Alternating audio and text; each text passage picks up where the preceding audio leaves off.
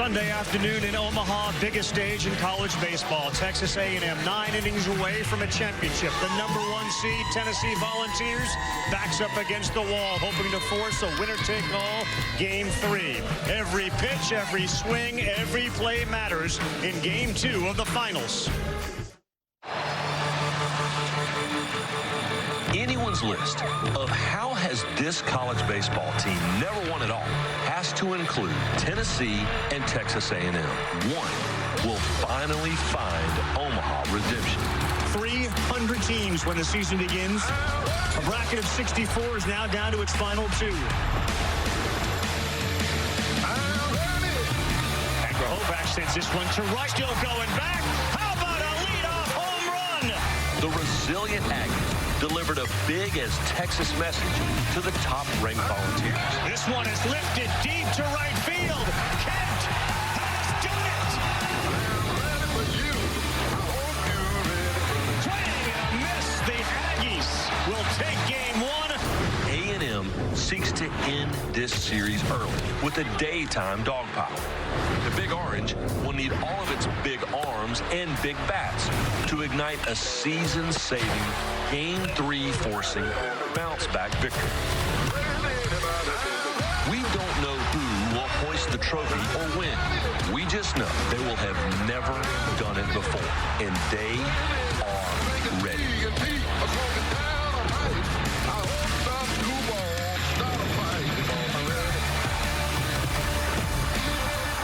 The NCAA Men's College World Series Finals, Game 2.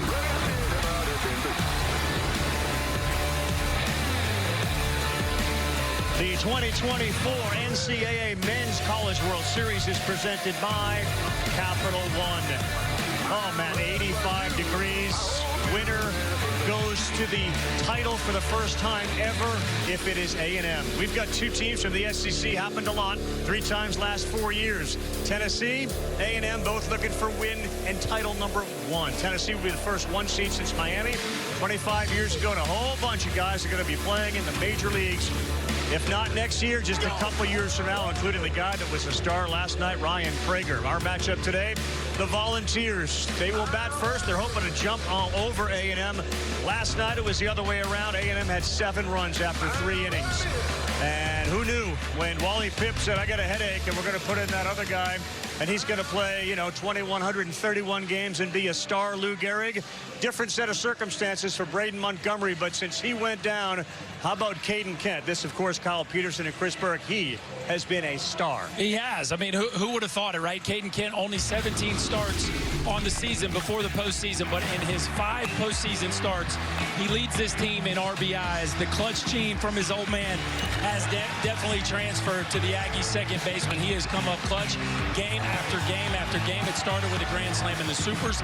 It has continued with red-hot hitting here in Omaha, and he leads the College World Series in RBIs. Look at the tournament numbers. He has matched his season total in ribbies here in the postseason. It's a little bit crazy. Meantime, everybody was waiting for that Tennessee offense to show up, and it did late, a little too late, but they got the ability, all of them, to hit the ball over the wall. They need that.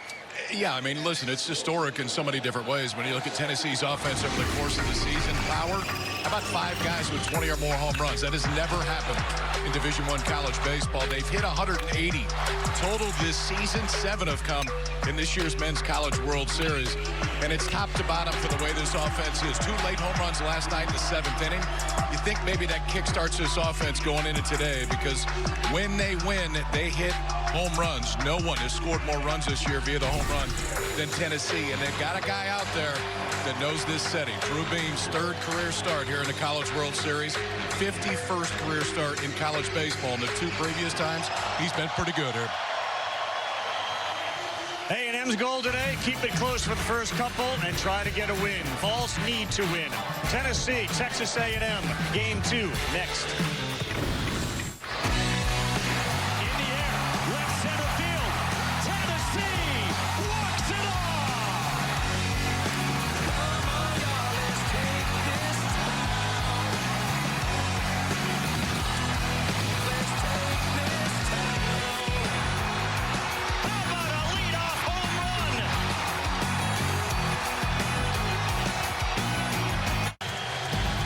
The NCAA College World Series is presented by Capital One. What's in your wallet? A&M is the team that can take the title today. For more on that, here's KB. Their head coach, Jim Schlossnagle, during his long career has stacked up over 900 wins, 7 trips to the College World Series. The one thing he's missing on that resume, a national championship, and he's 1 win away from it. He's talked to his college coaching buddies that have won one, and they all say it doesn't change who you are. Maybe not. Still like to win one of them, though.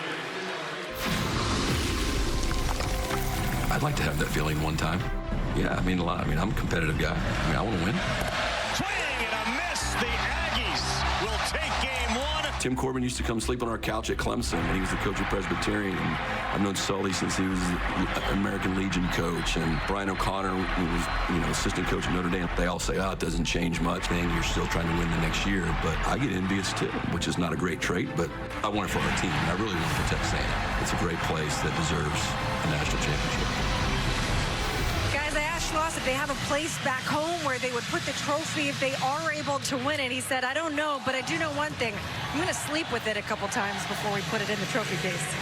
Yeah, I get the sense there's some room there. They can find a spot for it. And they hope to have many, many more on the campus that has about 75,000 students, and all of them are locked into this one with Zane Budmeyev on the mound to start.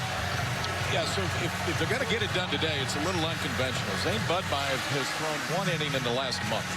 That was a scoreless inning against Oregon in the Super Regional. He has 1 start in his collegiate career. That was in 2020 at Tarleton State. A whole lot of sliders and a whole lot of strikes, and that last part is why they want Budmeyev to go today. If he can get them 6 to 9 outs and they still have a chance, expect to see Chris Cortez come trotting in. Volunteers batting order brought to you by Capital One. Dreiling and Ensley went back-to-back last night. They went 7 for 10. Moore didn't get a hit. They had 17 strikeouts last night, did the Tennessee hitters. Yeah, A&M pitching staff continues to stay red hot. Tennessee has a knack for bouncing back. Their star, Christian Moore, went 0 for 5. Hasn't gone hitless in consecutive games since April. They are hoping he comes out with a big one this afternoon. They haven't lost back-to-back games since March. Moore will settle in. Scott Klein is the guy he's talking to right now. He's the home plate umpire. And again, the wind, which is a factor here all the time, blowing out slightly from right to left field. Look at the numbers Moore's put up this year. 33 homers, 73 runs batted in. Budmeyev is ready, so are we. Game 2 underway, and the first one misses. Moore in Tennessee very aggressive at the plate last night on an early take.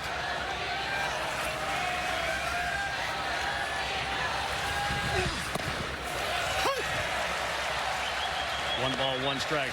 Budmeyev looks large on the mound because he's huge. He's 6'8", 270 from Bourne, Texas.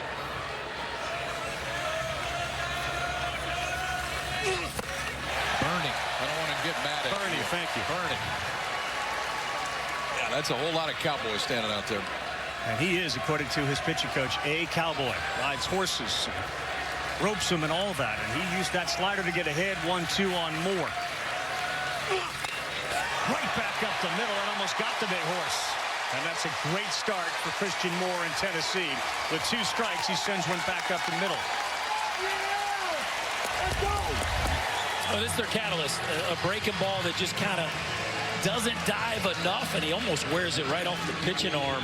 Simo gets his chest down, gets his nose down, extends the life of that barrel, and shoots it right back up the box.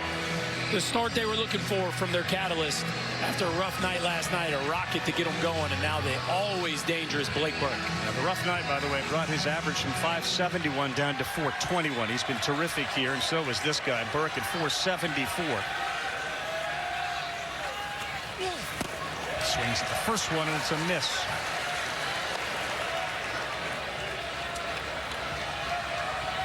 Burke is locked in this postseason, and certainly here in Omaha. 9 for 19, a double, a homer. And that ball smoked to left field, playing really deep. Sorrell, and he's there to make the play to take one away from Blake Burke.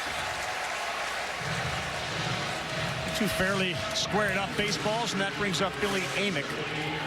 Talking with Ryan Prager before the game. He was that star last night. He said the one guy who felt like he was a little bit out of his comfort zone was Amick. He is the 3-hole hitter on this dynamic offense.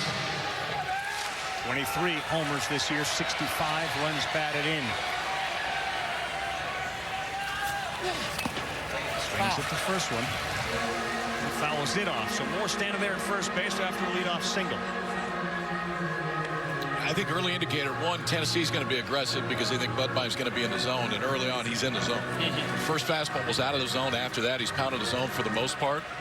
He's kind of showing you what the scouting report said it was going to be. Slider heavy so far. That was what Moore singled on the center field. The emphasis that Wiener and the staff put on strike one and getting the advantage in a 1-1 count is massive.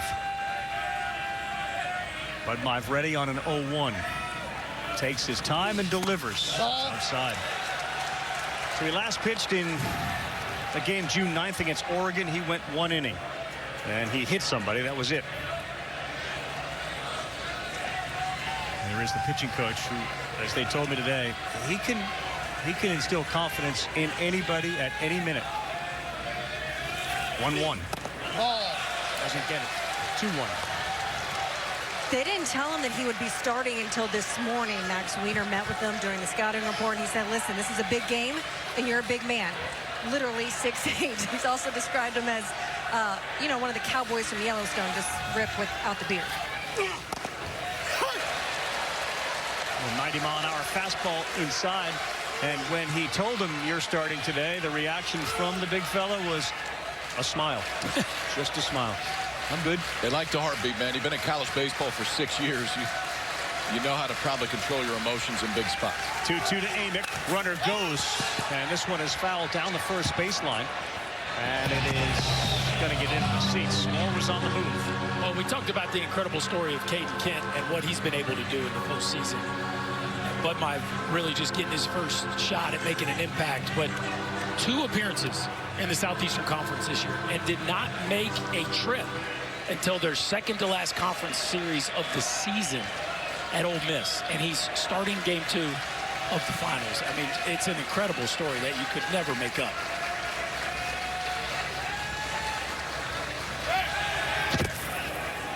But their number 2 starter, Shane Sadeo, goes down. He would be starting this game normally, and they're in a bind. They've used Justin Lampkin twice already. They need to rest him. And so it's just going to be kind of a bullpen day, but pretty cool for this young man to find himself in this spot. Yeah, and Schlossnagle acknowledged to me earlier today, like, this may be the day as Moore fakes to go and he misses outside. Where those injuries, which really haven't caught up to them, they haven't lost a game in the tournament. This is the day that he's most concerned about because of the injury to Sadeo. And I think that's why yesterday was so important for Texas A&M. You got to win game 1, I think, to really have a chance to win this thing, because you never know. I mean, they could bullpen piece it together today, and it could really work. Moore is going 3-2. Tall strike, free throw down, safe. Amick is gone. Moore steals the bag.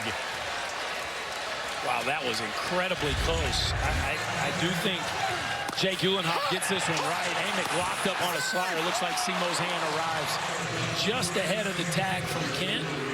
Yeah. Uhlenhop was all over that call at second base. How much is that oven mitt add? 3 or 4 inches to your hand right there? That probably doesn't hurt. Yeah. I'll take another look, but unless he came off the base, which I didn't see that he did, the hand definitely beat the tag. This was the game plan for A&M last night, as the challenge has now been put in by Schlossnagle. They will run offense. Kent got that glove down in a hurry, and then, unlike most, he did seem to take it off. Lifted straight up, trying to show the umpire that he had made the tag, and he got him. The ball on the field is safe at second base. It was a great throw, too. Yeah. And it was on a slider that was taken for strike 3. So the slider fastball difference might have been enough. That was just slow enough for Christian Moore to beat him. After review, the safe call at second base is confirmed. Texas A&M is charged with its first challenge of the game. Christian Moore's 5th stolen base of the season. Balls don't run a ton, but you'll see them here in Omaha try to force the issue a little bit. a bigger yard than the ones they're used to playing in, and you got to manufacture some offense a little bit more than maybe you would in the regular season. Already, given the circumstances, this is a big spot. They got a runner in scoring position. Dreiling had 4 hits last night. The first pitch with first base open is down. The Volunteers have outscored their opponents 64-38 in the first, but the runners in scoring position has been a big problem and an A&M strength. That's right on the edge. 1-1. 2 for 13 with runners in scoring position in game 1. In 3 games, 11 for 33.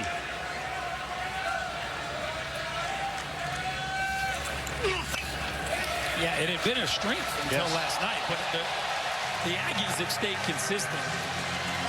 Hitters just batting .095 against Texas A&M in the College World Series with runners in scoring position. So, you know, a huge reason why the Aggies are still here is because they have been able to come up with big pitches when runners are in scoring position. Chris Cortez is already warming in this bullpen. It's 1-2 to Dreiling. Just got a piece of it. And Budmeier has been as advertised. I mean, just filling up the zone with quality strikes. Nothing overpowering, but changing speeds, and has not been scared one bit to challenge this Tennessee lineup. Dreiling had the walk-off single.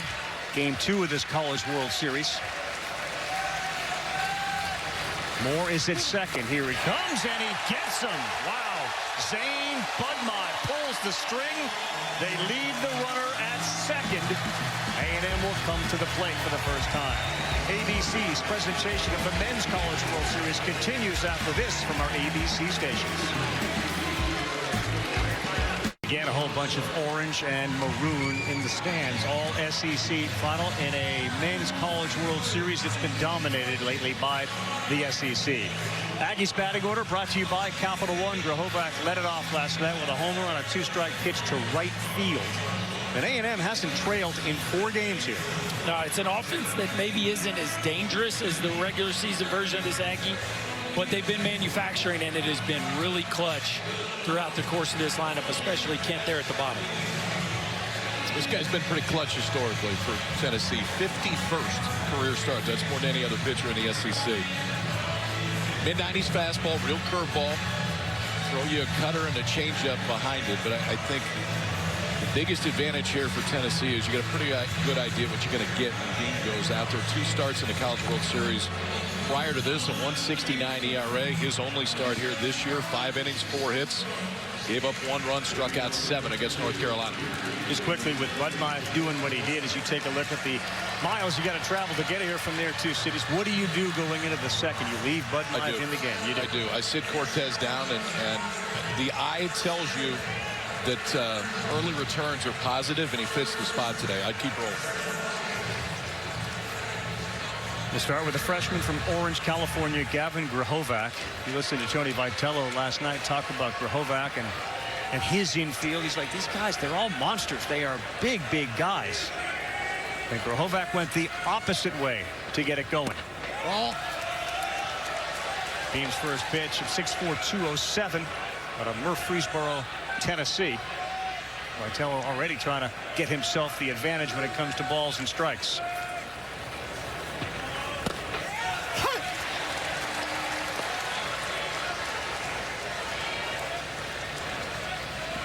One ball, 1 strike. High school superstar quarterback is 1, QB1, the Sunday starter for the first couple of years on campus. Ball right there.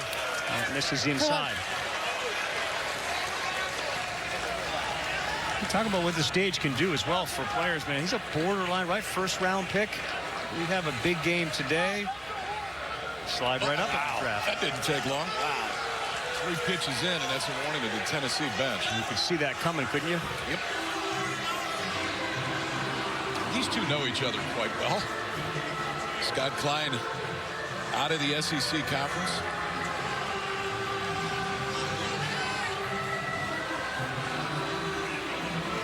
A little chippiness, a little, really not much, but a little bit last night. I think there was some frustration from the balls on the strikes and balls that were called last night. But early, a warning here.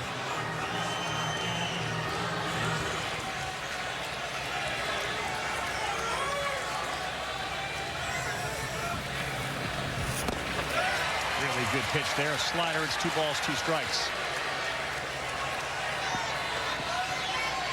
Amick and Curley both deep on the left side. Moore is on the grass at second and shaded up the middle.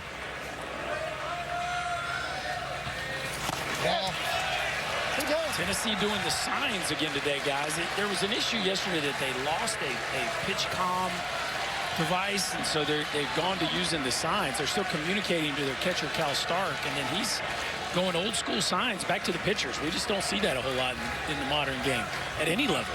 3-2, here it comes, and it's fouled off the plate. You know what happens more when they give signs? Guys shake. Like when it comes through pitch comm, usually it's just a yes and go.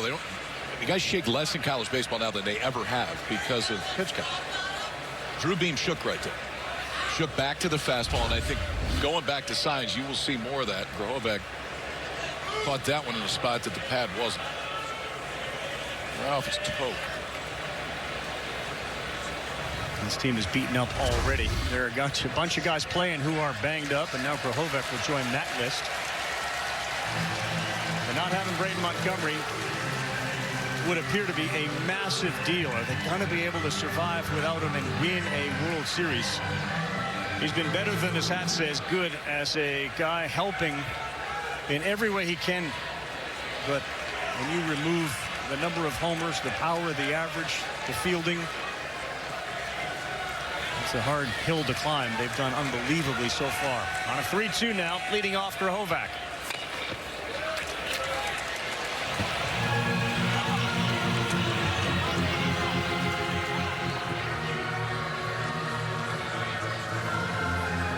Good idea to take cover, get a little wet towel around your back. And if we do come back tomorrow, if you think it's warm today, just wait.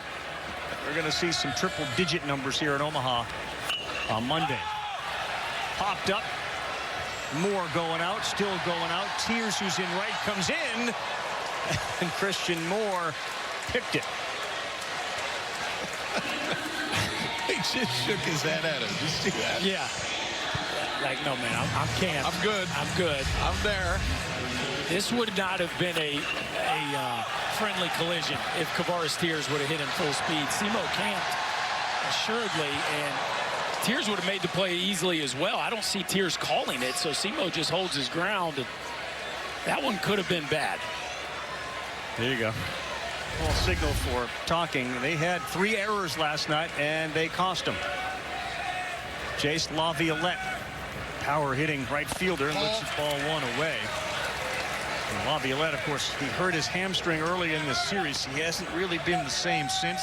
Overall, just an .077 average here in Omaha, and he is 1 for 13. But look at the numbers: 28 bombs, 77 RBI.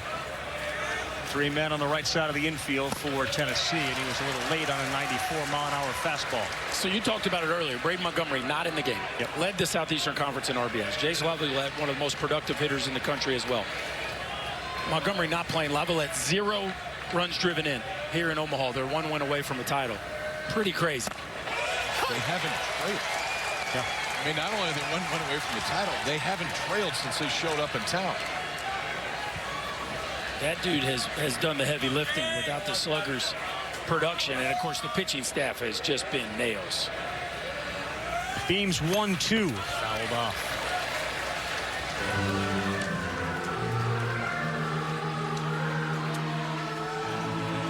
He did say it's feeling a little bit better. Take a look at some of the guys that have performed well. We saw Kent, we saw Prager. Today's starter, just trying to stay cool. 1-2, sign given from Stark. That ball is driven to right, and a no doubt about it, Laviolette bomb.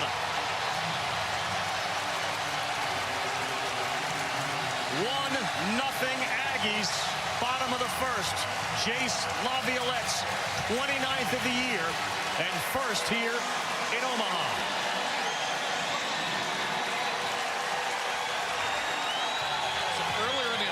Sneaking fastballs back, and he was a little bit late to it. Fastball pitch before this, he fouled off, and then this one, Berkey. Yeah, you just can't keep a good man down too long. That bat path has produced way too much damage over the course of the last 2 years for him not to run into one at some point. As you said, KP, eventually he gets his timing down for the heater, and that is a no-doubter that sails into the right field seats, and a bunch of emotion coming out of the Aggie slugger there as he wakes up that dangerous bat. Jackson Appel looks at strike one. 111 miles an hour off his bat, traveled 414 feet, and it was a no doubt about it. He's got 50 in his career. He's 6 behind Holt. Ball. He's got another year left. And he's got a full year left. 2 years.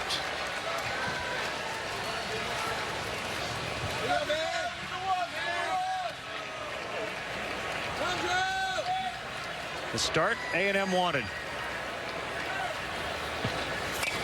And Appel goes the other way. That's going to get to the seats. They've got Budmeyer now through 1.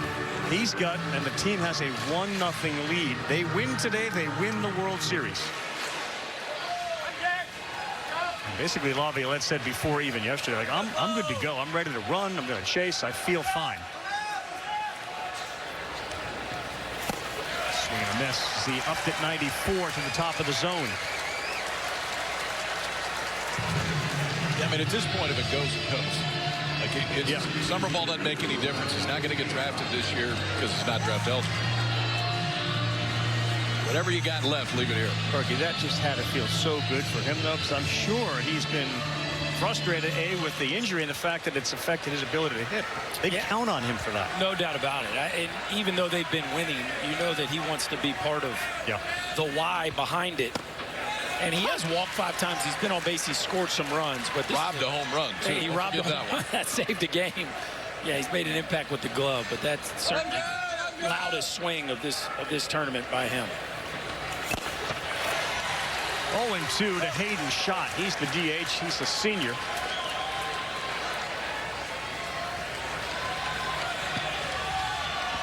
And he's coming off of a very good game, too, in spite of the fact that he's snicked up with a hamstring. The 0-2. Ball. Missing 1 ball, 2 strikes. Reached on an error last night in the first, then a single. RBI, then a double.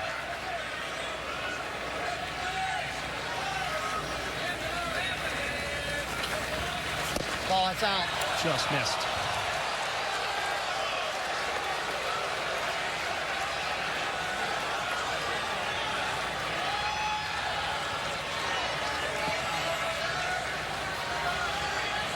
Already a warning. The fiery head coach of the Volunteers on the top step. And out of play it goes. Part of the story this year with Drew Beam has been his ability to put hitters away. Such a consistent strike thrower.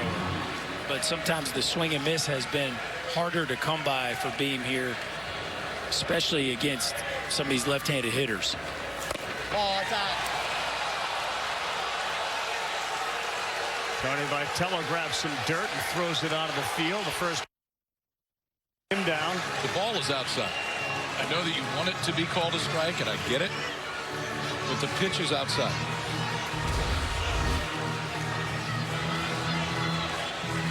Yeah, Scott Klein been doing it a long time. They know that Scott Klein is not one to give pitches off the edge, and that one just missed. Certainly a pitch that we see called in the college game, but just a touch off the edge nonetheless. But it's not a miss.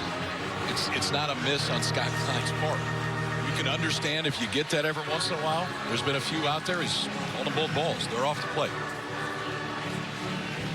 And I do think, the problem is when you start to compare one night to the next day. Last night, some of those were strikes. We saw that. Today, they're not going to be, and you got to understand the zone. And Vitello is just pacing that Volunteer dugout. He's kind of trying to communicate with that first base umpire. That's better. That's a strike. And he's coming out to cheer on his catcher while at the same time delivering a message to Klein behind the plate. A little spicy. Thought it might be about 95 degrees. And Jace Laviolette says, I don't care if I just had 1 in coming in. I can still hit it in the seat. Solo shot to get the Aggies on the board. 1-0 early. So we talked about this is the first opportunity for these two teams to claim championship number 1. 1951, Tennessee was the runner-up of the Men's College World Series. There's just a couple of teams who didn't have the same format. We had 8 to start this one. We're down to these 2. Tony Vitello hopefully in a little bit better mood than he was about 15 seconds ago. 7th appearance in this College World Series, 3rd in the last 4 years. He has absolutely turned this into a juggernaut, as Hunter Ensley would lead off here in the 2nd. 5-6-7 against Zane Budmaev. And that one is ripped into center field. Hunter Ensley, who was a DH last night, now back in the field, and he is aboard. So back-to-back innings, leadoff man aboard. Hunter Ensley stays hot. Had a big game last night with 3 hits and gets a fastball right down Broadway, and that is just a rocket. The swing is so short by Ensley. Tough to get the fastball by him, especially if he's on it early in the count. Volunteer center fielder back in the field today, but continues to swing the bat at a very high level. Make no mistake about it, A&M is very aware of the limits that they're going to allow Budmaev to throw. They move their left fielder back and to the left for Kavaris Tears. Cortez is up throwing again. He is, and if you're A&M, your ideal situation is you want Cortez in a clean inning. You don't necessarily want to bring him in. He's going to pitch in this game, the way that it is right now. But when Cortez struggles, it is the inability to throw strikes, and you know Tennessee is well aware of what the scouting report is. Time. Well, It may not be a clean inning. Yeah. They got the lead. And Schlossnagel has already signaled. So we are going to see the most potent arm in the A&M bullpen come into this game.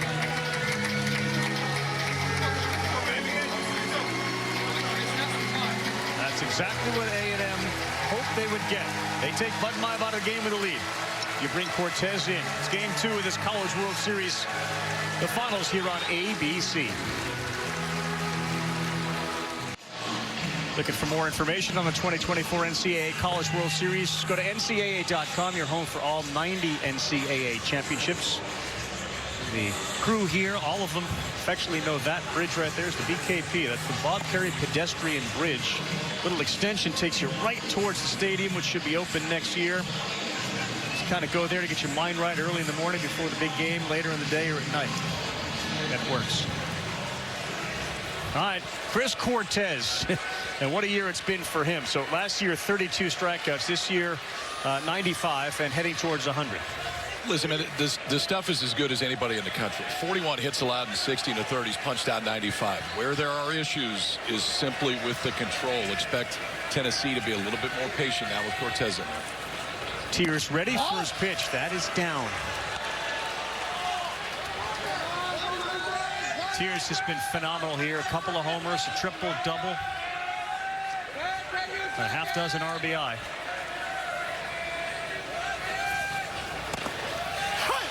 And from a Tennessee perspective, the stuff is so extreme with Cortez, and the strike zone with Scott Klein continues to be small. Like you just got to get the ball middle, because Cortez can really move the ball east and west, whether it be from the slider going in towards lefties or the two-seamer going away. Big swing from Tears, 88-mile-an-hour pitch. You got a 98 fastball, 88 off-speed. And you've got to believe every strike that this guy throws, his confidence will build. We saw him come into the game the other night, throw 8 pitches, all balls, and exit.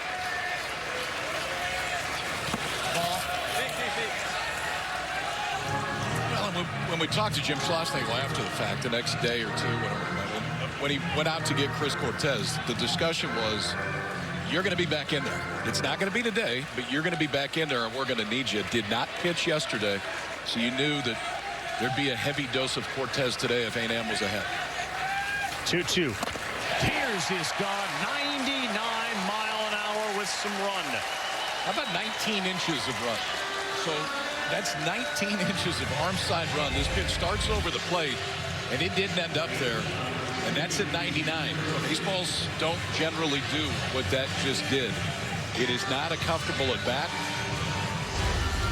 Ended up probably a good 8 to 10 inches off the plate, but out of the hand looked like a strike, and it's coming at you right at 100 miles an hour. Cortez had a career-high 10 strikeouts against Oregon in the Super Regional, 6 against Florida in Game 1 of the College World Series. Sticks that one to Dean Curley, the shortstop. Curley, a freshman, 277 on the year. Big kid at shortstop for the Vols. Ainsley off first. 1-on-1.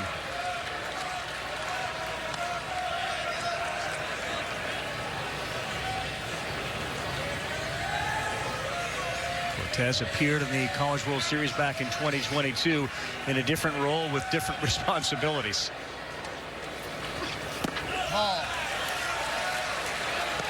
Good take right there. Yes. Cortez going to throw sliders a higher percentage of the time versus right-handers than he will fastball. It's a little over 50% with the slider usage. And what makes it so tough is it's 99 with the heater. So to take that pitch right there by Curley, pretty advanced move. Got to get ready for 99, but you know, percentage-wise, 88, 89 mile-an-hour sliders coming more often than not. 57% whiff rate, meaning a swing and a miss on a slider. Ball. That's a take there. And against righties, 99th percentile, a 60% swing and miss rate. An average D1 slider gets about 33%, so his is almost twice as effective. And most of that, again, is because you're gearing up for 100. What do you do here? 3-2. We saw the 99 last time up. There is a slider that is hit to center field.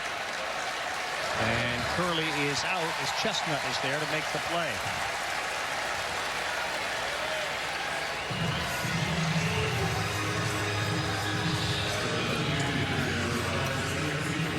So 9 times has Tennessee won after a loss, and in those games they have averaged about 11.5 runs per game.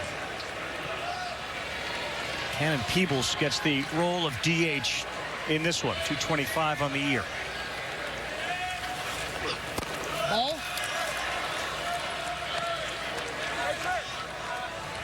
First start of the series for Peebles, isn't it? There's some flash in there. I know he's only got 2 home runs this year, but had a big-time freshman year at NC State last year.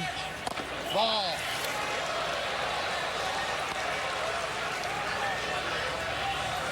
See, Cortez, he wanted that, and one of the things that Schlossnagel and the guy there to his left have talked about, shaking that off, moving on to the next pitch. Now he's behind 3-0 to Peebles. Cal Stark, the 9-hitter on deck.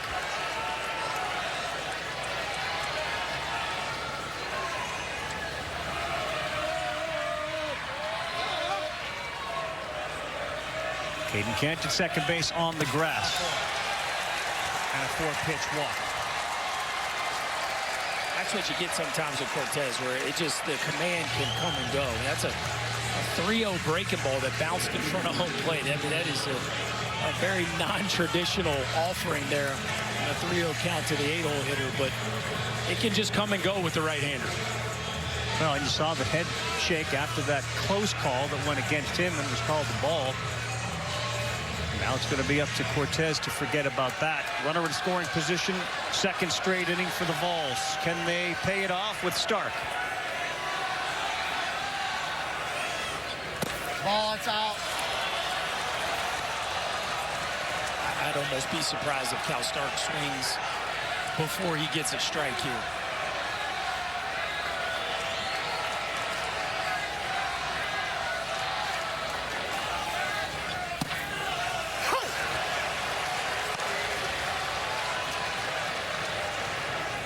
One ball and 1 strike. Stark 0 for 3 with a walk last night.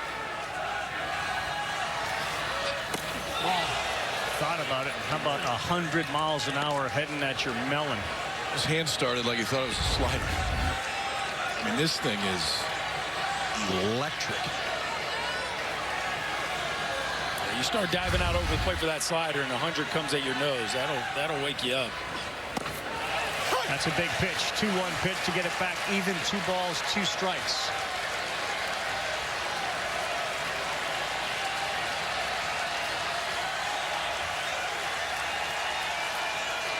Both fan bases know how important this at-bat is. 2-2 on the ground. And they will go to first. And Camarillo's throw is in the dirt. Burton could not scoop it. And Camarillo took his time. He looked to second, then went to first. And that is an enormous break for the Vols. Well, hey, you got to give Cannon Peoples a bunch of credit here. First and second, the job of the runner at first base is beat a force on a tough play from the left side of the infield. Like, that is your first job. And watch Peoples here. Gets a good secondary going right as soon as the ball's hit. Camarillo looked at second base, realized he couldn't get Peoples, so he has to look. The first look's at second. No, I can't get it there. Let me redirect my energy, and the ball comes up a little short. Burton can't make the pick, and now you got to deal with more with the bases loaded. Last night, the Vols made 3 errors. It cost them dearly, and the first error of today's game comes on a play that would have ended the inning. Instead, the bases are loaded for Christian Moore, who singled his first time up, and he's a guy like many, but he's a guy, when he feels it, he can take off. This is one of the best hitters in the country, and what I liked about it, when Dean Curley flew out to center field in this inning, the first guy to go talk to him when he got in the dugout was Christian Moore. And it was, what'd you see, what do you got? Even though they know the scouting report, a lot of these guys have probably faced Cortez in the past, that was his first thing, is go to get immediate feedback on what Curley saw. Well, and if you're watching, I don't think Cortez has thrown a fastball for a strike. Every strike has been with the breaking ball. Wouldn't surprise me if Simo's up there hunting one here. 2 for 10, 1 grand slam. Bases loaded for Moore. First pitch is in there. First strike, and that's easy 101 to get him started. This is major league closer stuff. Now, whether or not he can put it in the zone or not is the biggest question, but this is big leaguer on big leaguer right here.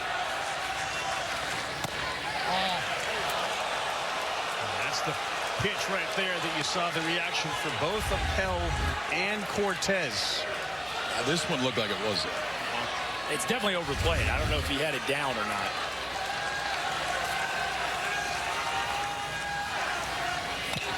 Moore, chopper to second, fielded there by Kent, and they get out of it. Cortez says more, and Tennessee continued to struggle with runners in scoring position.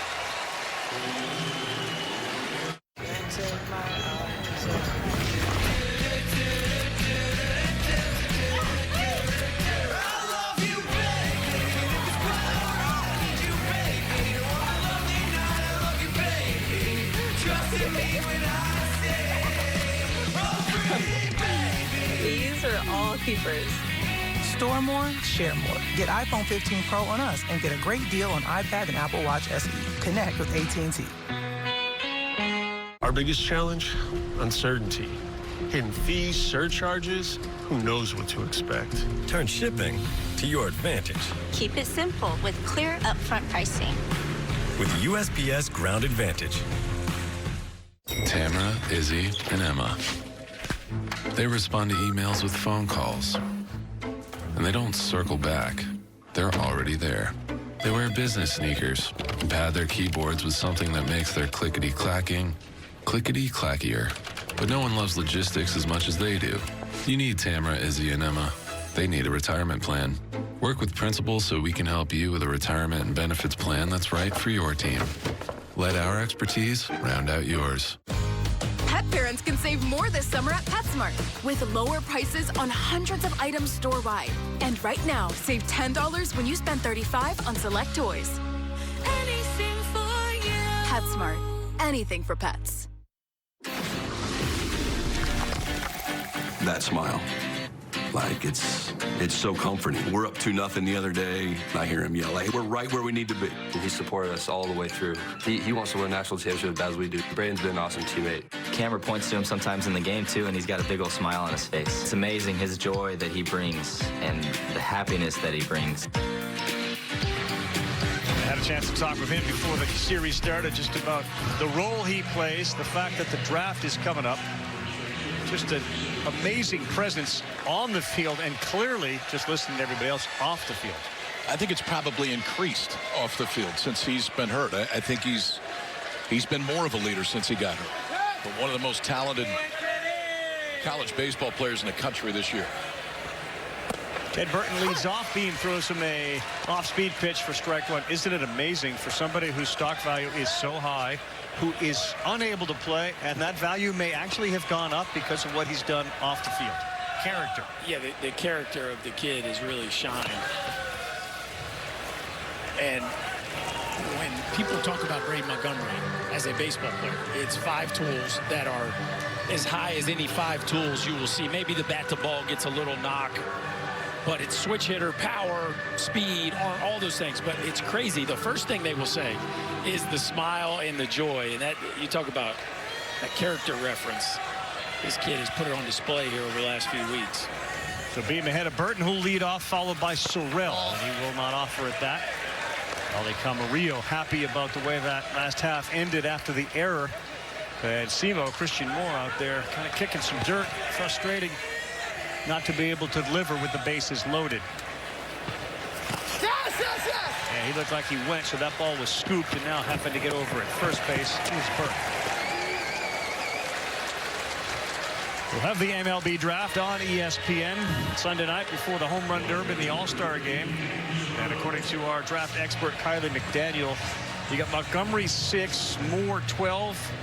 Billy Amick just further fortifying an already incredibly talented Baltimore Orioles system. Prager, Beam, and Burke also on the list.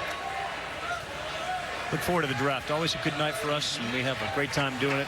Berkey's ready to burrow into his man cave and start focusing on that once this series is over.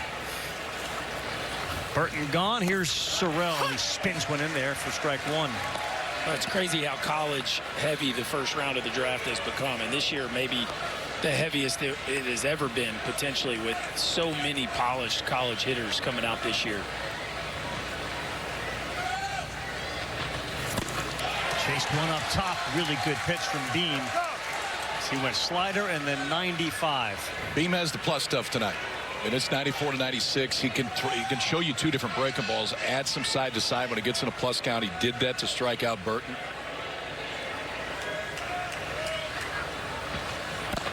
You talk about a high character guy. Drew Beam is also in that category. For those who haven't followed the story of the Beam family, he's got a 16-year-old sister. Carly's in a wheelchair. She deals with spinal muscular atrophy. He is the biggest supporter, full of love and encouragement. There's a bracelet to support it. Got a purple glove that became famous. You can see that purple bracelet on his left wrist. 2-2. Called strike 3. Beam's third strikeout, last 4 outs. For the backdoor breaking ball, KP. That thing is sharp today. Started off the right edge and bring it back. We've seen the fastball up to 95 and that backdoor breaker getting the left-handers frozen as that wraps around the edge. How about the last 2 hitters, the ability to throw the breaking ball both sides of the plate. And add to it against the righty, gets some chase, and then that time just freezes the freshman Sorrell, and it catches the outside corner. That's now 4 strikeouts in a row for Beam. Ali Camarillo pours one in there.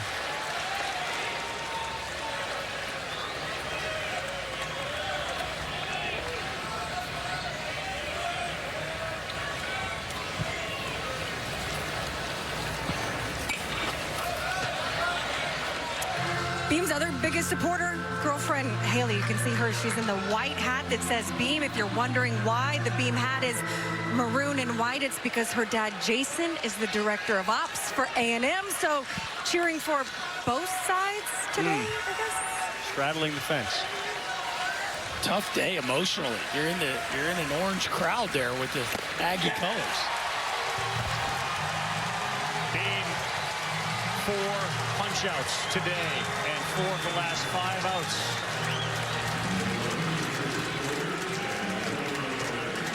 Harper, the Philadelphia Phillies superstar, Tennessee resident now, rooting for Tennessee in the College World Series. There's a big-time relationship. Max Scherzer with the Nationals, buddies with Tony Vitello, introduced him to Harper, and Harper is all on the Tennessee bandwagon, a big-time supporter That guy right there, Tony Vitello, in his program. So they get Harper in the corner. If you're looking for a major league player to have in your corner, Harp's a good one. I think that sells with the kids. Yeah. Cortez for his pitch, misses badly. Get the middle of the order, Burke, Amick, and Dreiling. And Drew Beam set down 5 straight via the strikeout. And the dugout cooling off. He's been incredible. Stays 1-0 for a Tennessee team that has had opportunities. That's down 2-0.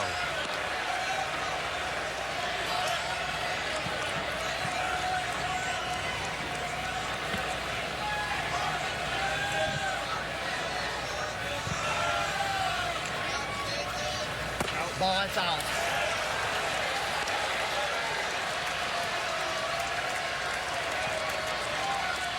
They got the leadoff man on in the first and in the second. They left him loaded in the second. 3-0 count to a 20 home run guy. That's in there at the knees for strike 1 with a slider. I mean, he tells you what pitch he feels most comfortable with in 3-0 counts. That's twice now in 3-0 counts we've seen the breaking ball. Still more balls than strikes, but boy, did he deliver against SEMO with the bases loaded. Ball 4. Missed really badly there, and it's ball 4, and the leadoff man for Tennessee is aboard. And just given the offensive production the Vols have had, man, you're playing with fire, aren't you? Yeah, you are. The walk is generally not a good idea against this offense, but Cortez has got the kind of stuff that is so electric. He can get, whether it be a double play ball or strikeouts with runners on base. Certainly not the formula, though, that you would draw it up if you've been Schlossnagle. Amick struck out his first time up. Burke can go. He's got 11 steals, not going there, and there is a strike. Think about all these breaking balls. Yeah. He had SEMO with the base loaded through 3 straight fastballs that were just painted at 101, 100. Like that. Boy, it does. It comes and goes, huh? Yeah, it does. And I think it's the toughest thing with Cortez, because when it's there, they don't hit it. And the stuff is just that good. 2 outings ago, he went 89 pitches against Oregon. That's the most he's thrown in a game this year. Call, strike 3. He went to 101 on the corner and painted. About a backdoor 2-seamer at 101. Just not a lot of people on this planet that can do that. Freezes Amick right there. Leadoff walked and a strikeout to follow.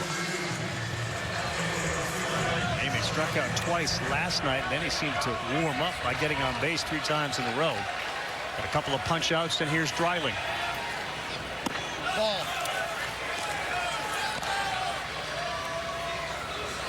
They trust Chris Cortez with game 2. Bring Aschenbeck in if they have a comfortable lead late. Otherwise, they're going to game 3 if they're down, and that's a good pitch on the corner. But right now it is 1-0 A&M. A win for Schlossnagle gets him and the program their first championship.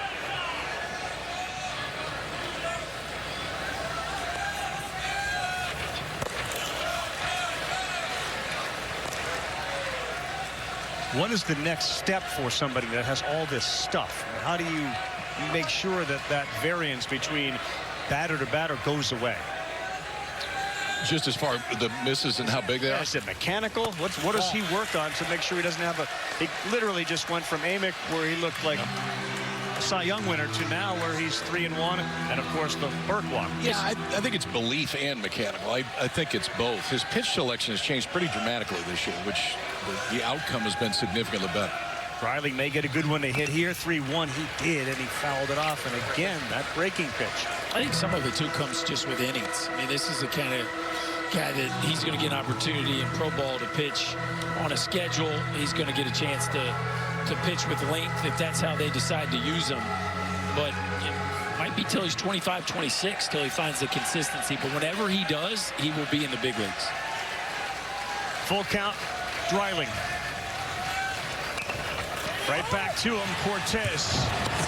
And he threw it a little wide, so they'll just take the one out as Camarillo and Cortez. You could just kind of tell the way that unfolded. I got to make sure I get one and I make a good throw. That's a nice job by Camarillo.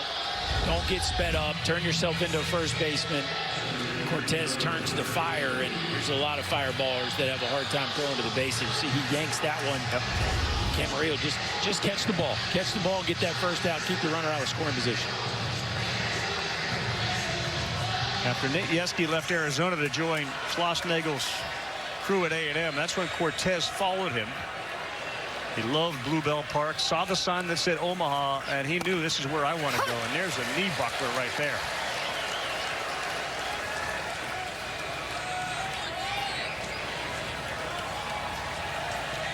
Hunter Ensley has been to third base already. He had a single and ended up there. The second swing and a miss.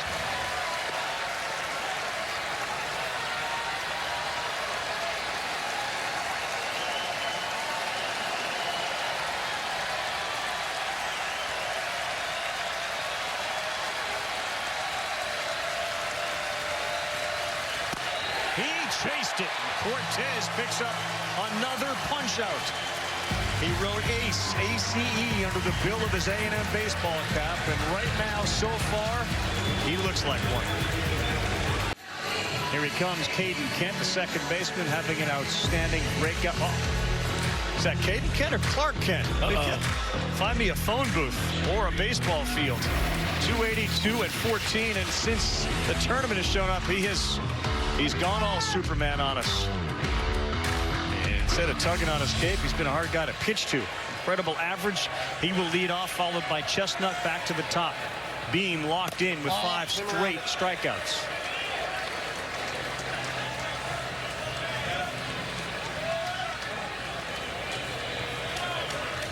How about that? 8 for 16.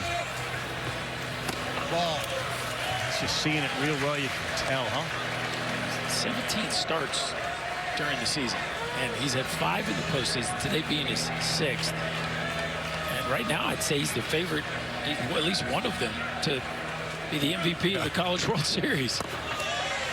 2 balls and a strike. You saw his dad, former major leaguer Jeff Kent, his mom Dana, right there. Jeff has been, for the most part, controlled in his emotions. Mom had a bubble machine going and will cheer and get off the seat. He did get up after the homer. And this ball is off his fist. It's a tough play, and that's the way it's going for Caden Kent. He got jammed, and he ends up on first with an exit velo of 59 miles an hour off the bat. It finds grass. Well, when it's going good, Carl. And this is right here. How about pull your hands in and just by whatever means necessary. Schloss talked about it. He's a bit of a free swinger. And this ball looked like it was going to hit him in the sternum. Somehow he keeps it fair and dumps it into shallow right field, right inside the foul line there. And now 9 for 17 here in Omaha. So the 9-hitter is Chestnut. See if he will square the butt, try to move Kent up. Way in at third is Amick. Yeah, I would expect some sort of action here from the Aggies. They almost had him, and Burke's pointing right to his dugout.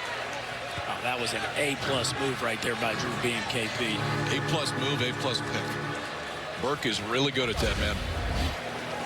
He gets on the glove side, that tag gets on so quick.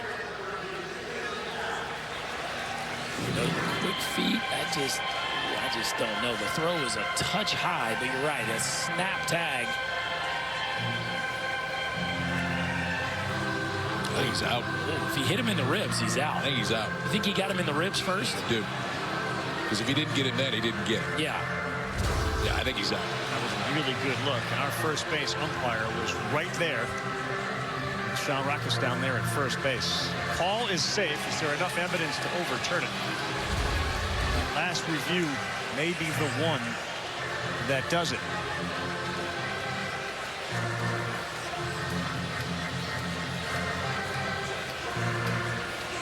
It's does he make contact right there? And I think he did, because the hand isn't there yet.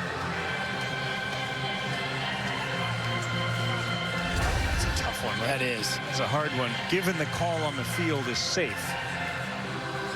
Yeah, you can't think he tagged him. You have to know that he did to overturn it.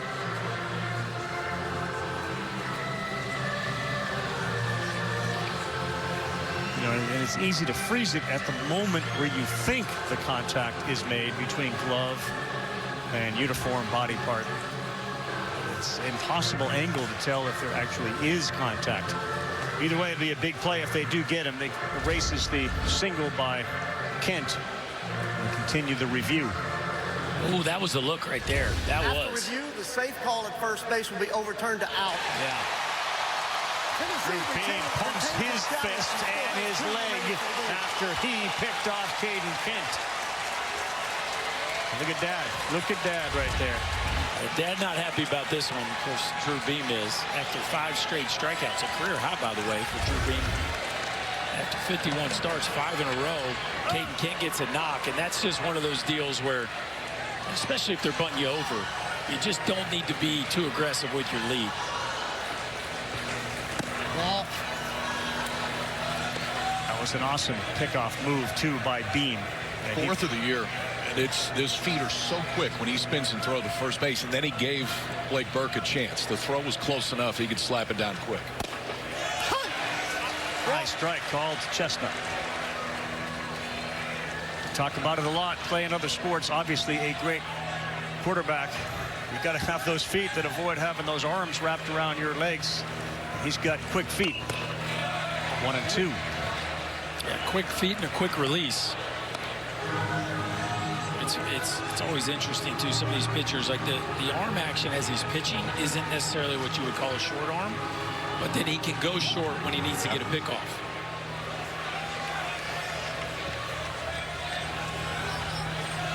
So instead of leadoff man on and a chance to move him over, here's the 1-2. Called strike 3. 6 strikeouts in the game for Drew Beam. Sunday Night Baseball, ESPN, Capital One. Pete Alonso and the Mets wrapping up their 3-game set. Cody and the Cubs will be the opponent. We'll be at Wrigley Field. We'll start at 6 Eastern. Baseball tonight, Sunday Night Countdown. Cubs won an 8-1 yesterday. Tyon was terrific. Severino will get the start in this one for the Mets. He avoids the Yankees in their Subway Series. Javier Assad goes for the Chicago Cubs. Bob Costas is going to join. Talk about the Ryne Sandberg game that he called. Rhino had that 5-for-6 day years ago. They honored Sandberg this week at Wrigley. So that's Sunday Night Baseball, 7 Eastern time after baseball tonight. Sunday Night Countdown on ESPN. 0-1 to Grahovac. That is inside.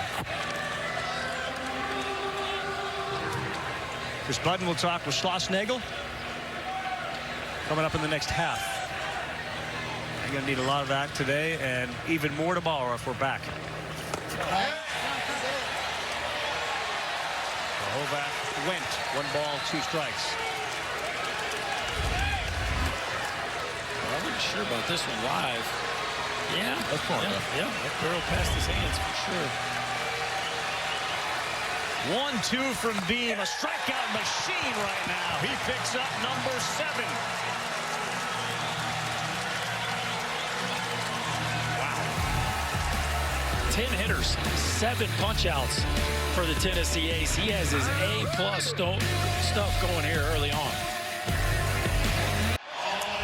Welcome back to the Men's College World Series presented by Capital One. Joined now with Jim Schlossnagel. I want to take you back to the beginning of the game for Bud Mai, for him to have not started a game in 4 years, give you a shutout inning. What did he show you today? I mean, he threw enough strikes. He threw a split there to the last hitter to get us out of the inning. He gave us what we needed. We're hoping for a few more extra outs, but can't get greedy. What do you need from Cortez going forward? Yeah, man, if he could just, it's the same thing. If he could just find his fastball, just throw his fastball in the middle of the plate, just enough to keep him off the breaking ball and not give up free base runners, he'll be fine. But we can't give up free base runners and win baseball games. Offensively against Beam, as you guys will get up second time through the order, what adjustments do you guys need at the plate? We have to make him throw his off-speed pitches for strikes. We swung at pitches outside the strike zone in there. Drew's a really good pitcher, though. He's tough. Appreciate it. Thanks, Coach. Thanks, Chris. Jim Schlossnagel, his assessment of what he's got to get from his guy. He got that 101 mile-an-hour fastball that's got enough movement on it. It's really hard to square up, set up that off-speed. See what he does in the first one, and he misses off-speed. It'll be Tiers, Curley, and Peebles.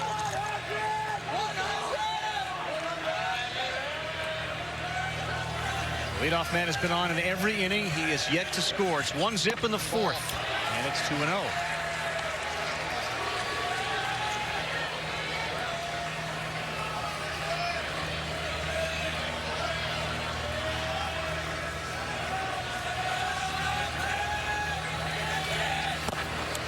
Look at that movement, man, on that 2-seam. That is amazing run. Just a 2-0 get me over fastball at 101.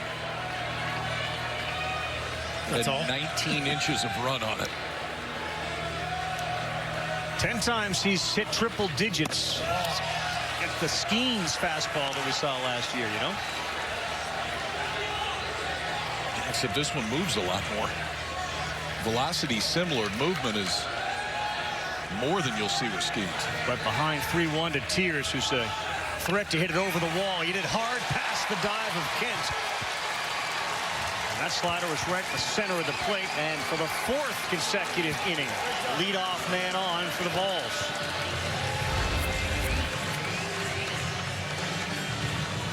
That slider and down counts is what Cortez has been more comfortable going to, and this slider's coming right back into the barrel for Kavares. Tiers puts a good swing on it. Vols have had opportunities so far. You get the leadoff man out of the first 4 innings. Gonna have to push a couple across. I'd say throughout the course of the year, if Tennessee had the leadoff man on 4 straight innings, they'd have 5-6 runs by now. It just shows how good the Aggies have been handling traffic. Comes a powerful shortstop, Dean Curley. The first pitch is a little bit high. Falling behind again, 1-0. Outfield straight away. Chestnut in center, shaded a little towards right. For Curley, who's got 12 homers on the season, 49 runs batted in. That's in there for a strike to go 1-1. This is just routine 100-mile-an-hour fastballs. Yeah, I thought Schloss's answer was interesting, too. Like, just throw it down the middle. Just pick the middle and let it go. And if it ends up on a corner, so be it. There's so much arm side run, you almost feel like you need to set up to the glove side if you're Jackson Appel. Let that fade play.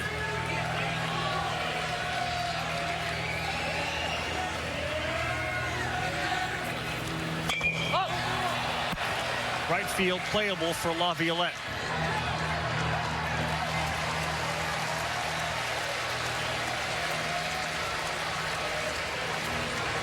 So each time the leadoff man has been on, the guy immediately behind him has made an out. Of course, 4 innings.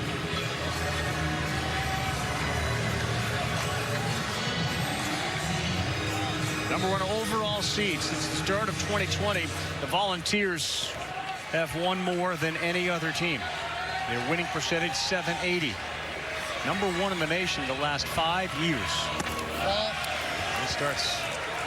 Peebles off with the ball. Peebles had a really good at bat. He walked, remember, in the A spot, and then Stark reached on an error to load him up for Christian Moore, who grounded out to second.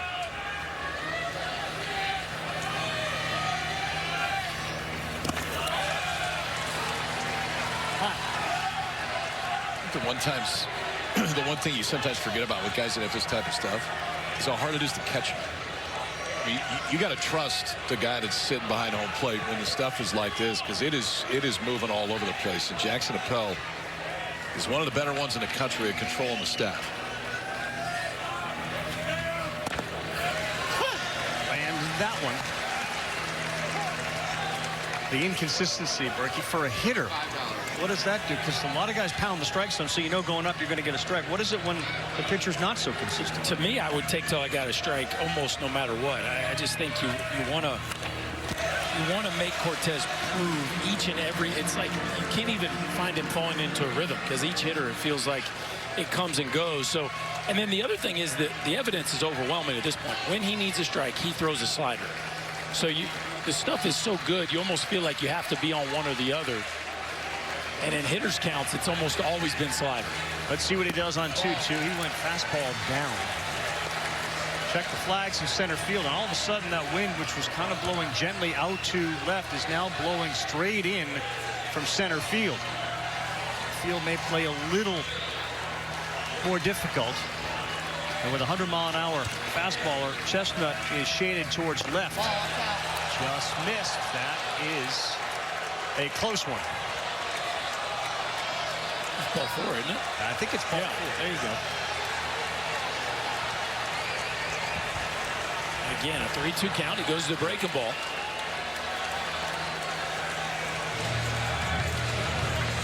Peebles walks. And that's ball 4. No one else is moving here. Now Cal Stark, and here is Tennessee again with runners in scoring position.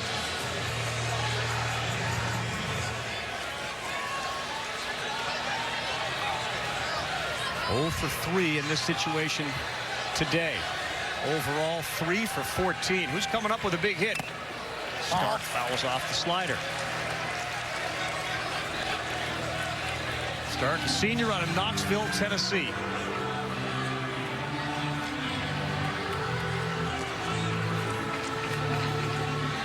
It's your time to shine for the hometown team. Tears with a good lead at second.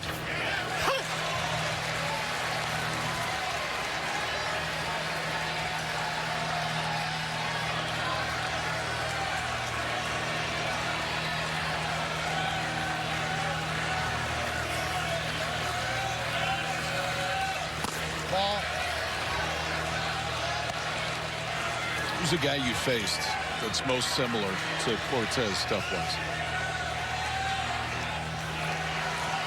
100 with that much run. There's not many. Most 100 guys are 4-seam guys. Witt gets slider. Stark is gone. There's the second out. Yeah, I think that's, you made the point well, KP. You don't see this much horizontal break on a guy throwing 100. Now this is the nasty slider right there, and you get a look at how much he can make the ball go different directions. That's 16 inches going the other way. So we've seen 20 or 21 going arm side. That's 16 inches going away from the right hand. And here you go. This is already in a bat with the bases loaded, and now Christian Moore up with 2 guys on and 2 outs. Let's not forget, Moore hit for the cycle in the first game here. And then he added a double. Ball, it's out. And that's ball 1. All fastballs last at bat, and then another fastball here to start this one.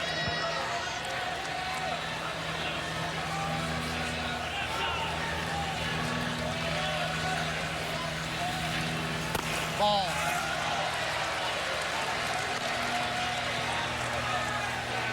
And regardless of the wind, Moore can hit it out of any part of this ballpark. Yeah, so can that guy. That guy can too, as he said earlier in the week. It is me against the pitcher, and I plan on winning every one of these battles. He held up there. That's a good take. Like last night, he was kind of swinging at that pitch. So now it jumps 3-0 to Moore. That was a check swing. Tears is at second base. Peebles is at first. Falls trying to break through here in the 4th. He will load him up for Blake Burke.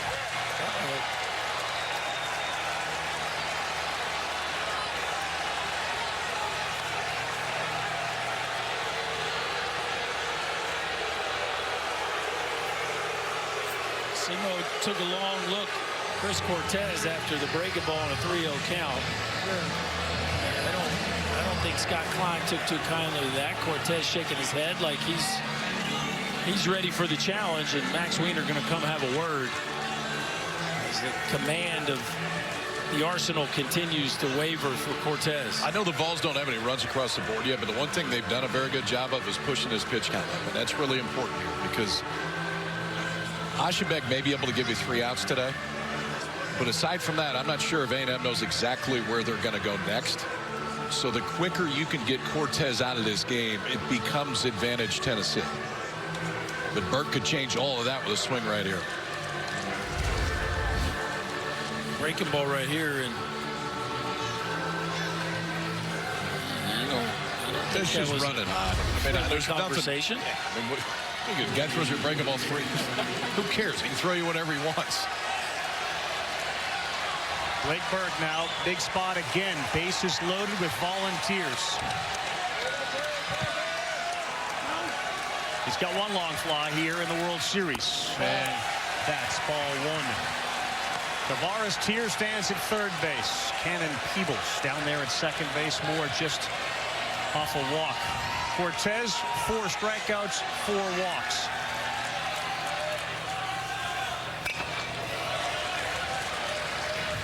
Schlossnagel's point, KP, would be, look, 100 down the middle never stays in the middle. Throw it.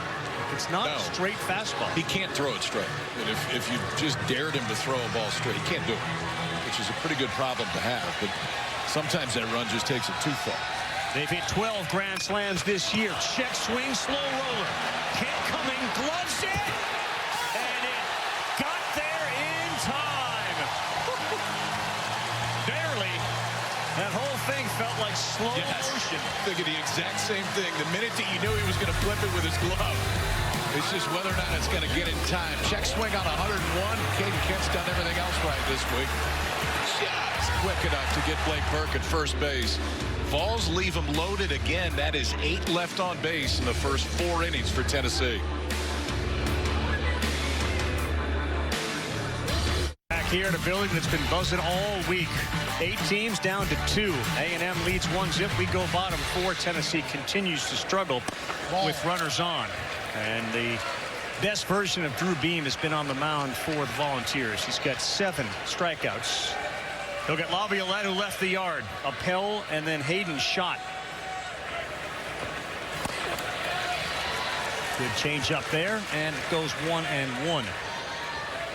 I don't know that I've ever seen a hitter stay as still as Jace Laviolette does in the box. I mean, most hitters try to have some rhythm. They try to have some movement. It is almost statue-esque up there for Laviolette. Boy, he got sawed off there. And the only other guy, I think we had this conversation, Corey Seager is very still when he stands there with that bat. Yeah, I would say it's Seager-like. I was talking to Schloss about it. They've tried to loosen him up a little bit. She's not comfortable to him. But it's a pretty rare ready position to be that still. Beam looks for strikeout number 8, and he will not chase. Fascinating, isn't it? 29 home run season right now, a 300 batting average, near 80 RBIs, and we're trying to change things a little bit. No, we're not trying to. It's just an observation, Carl. We're not coaching. That's outside. No, but didn't you say Schloss? They're trying to get him to be a little looser. Well, they have through the last couple years. Just because again, it's rare. It's so outside the box to see somebody that still. Count goes full. What will Beam throw? 3 on the right side of the infield. And he missed. Moses Alou. Another very still hitter. Well, the streets of downtown will be busy if they're all going to be here for another one tomorrow. If necessary, Game 3 of this 2024 Men's College World Series will be tomorrow night at 7 Eastern Time on ESPN. Got a chance tomorrow night to have a Game 3. A winner-take-all here. You got a Game 7 of the Stanley Cup playoffs as well. Be a big night on ESPN and ABC. We'll find out tomorrow if we have a Game 3. Jackson Appel a little late on that 94.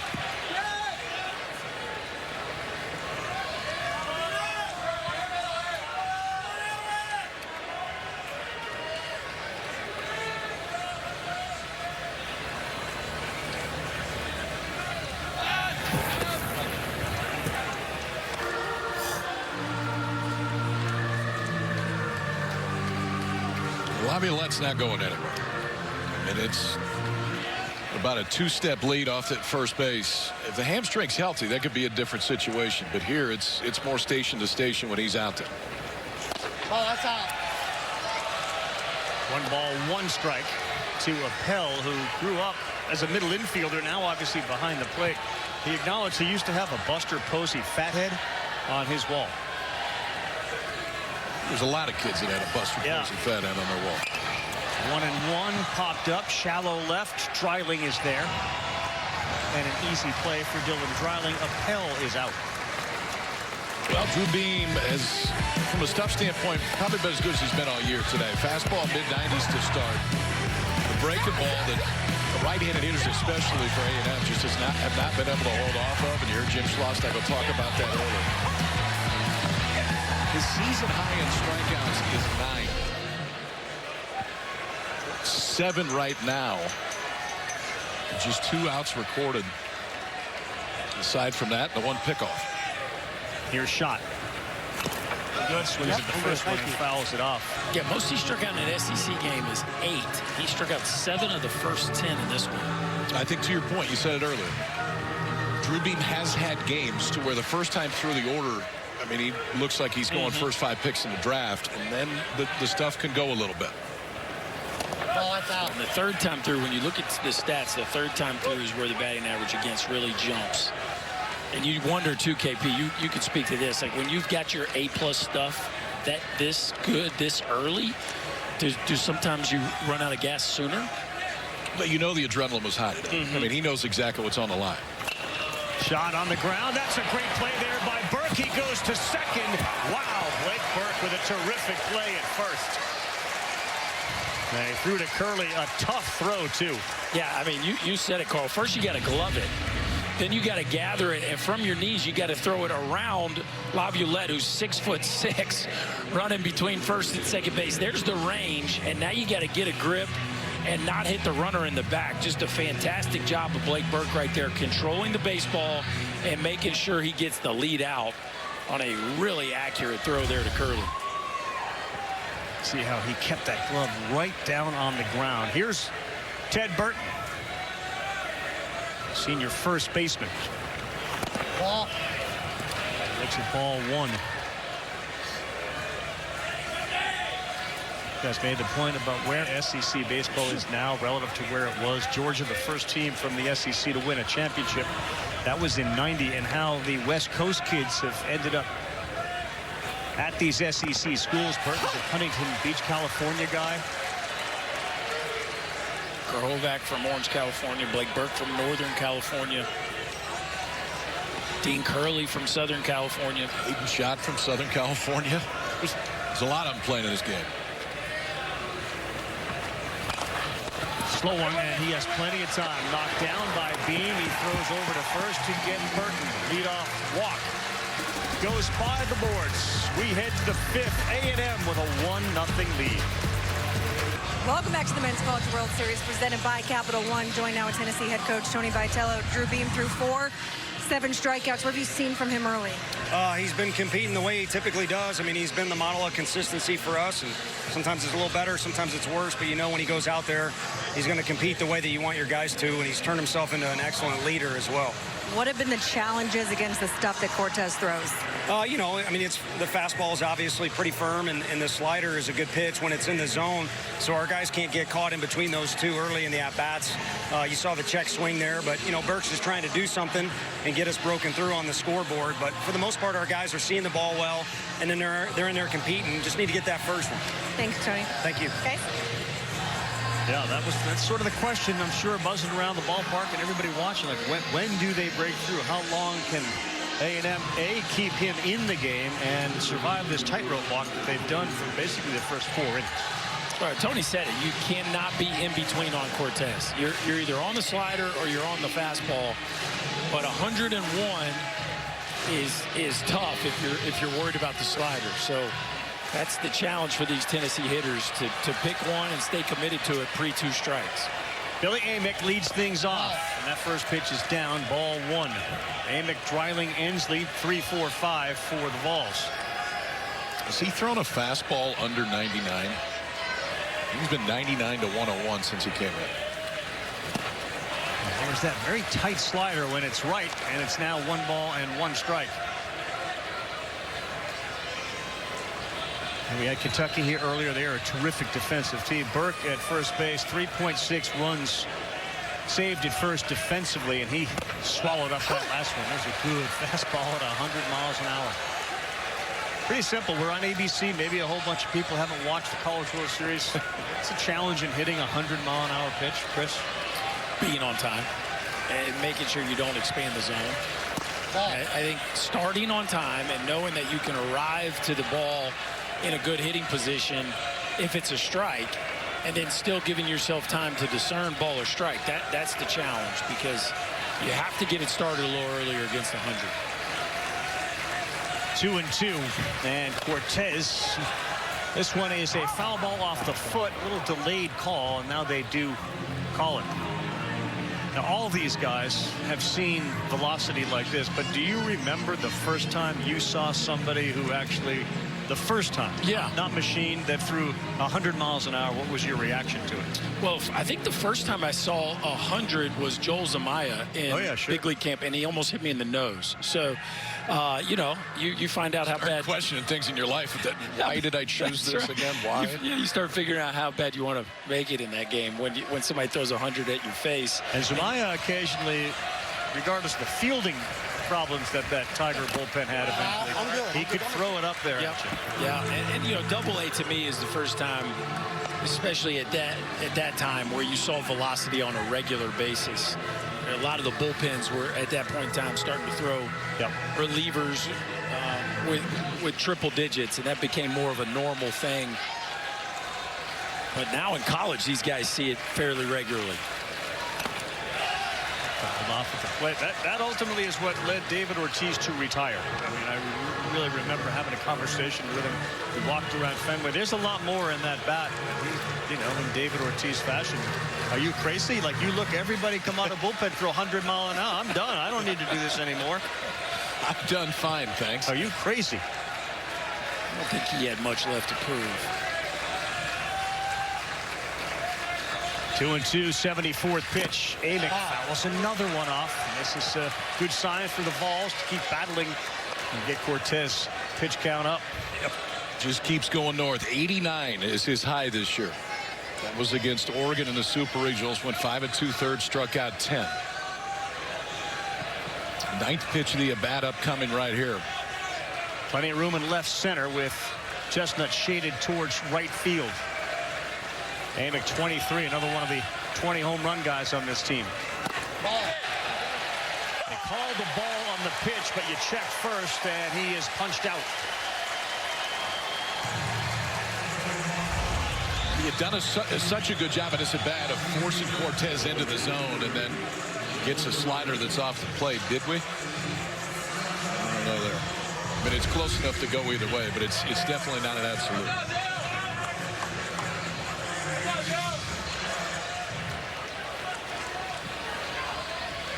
He provides the power too, and there are so many guys, including this one, who have the ability. If you run into one on a day like this, you can tie this game up on one, and that ball is pulled down the line, and it is just foul.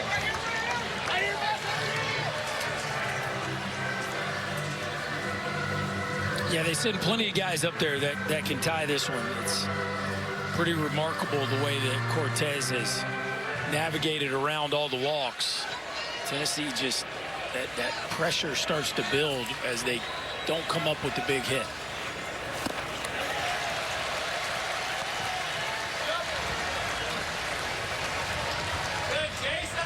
Talk about Caden Wilson, the lefty.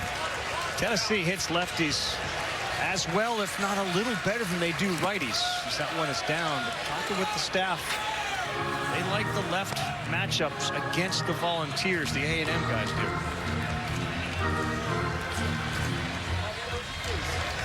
So Wilson may be next up for A&M as Cortez moves to his 79th pitch. Ball.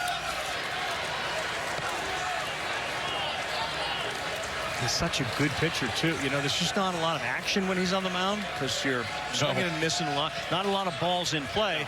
A lot of pitches, a lot of walks, a lot of strikeouts. 2-2 here to Dreiling. He's gone. Sixth punch out for Cortez. And the velocity is one thing, Berkey, but this thing, it just takes off. Riley even got a little piece of that. Probably able to hold on to it. It's not easy to barrel it up, and it's literally moving the width of home plate from the time it leaves his hand to when it gets in the catcher's glove. Hunter Ensley steps in with 2 down. Strike one, another one of the. I mean, 80 pitches in. Yeah. I'd say the stuff hasn't ticked down. Not at all. Since he's trotted out there. 101 miles an hour on the last one. Ball.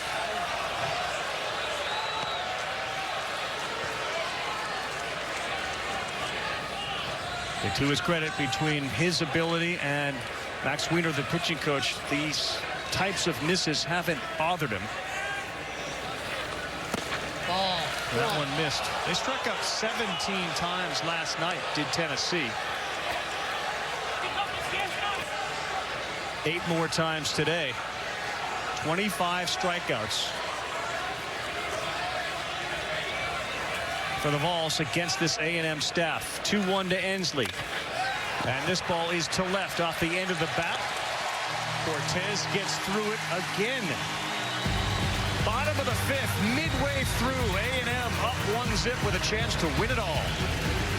An ultimate destination to get to. Omaha, we had 8 when we started. Brian O'Connor and Virginia were back. The 12 seed bounced early.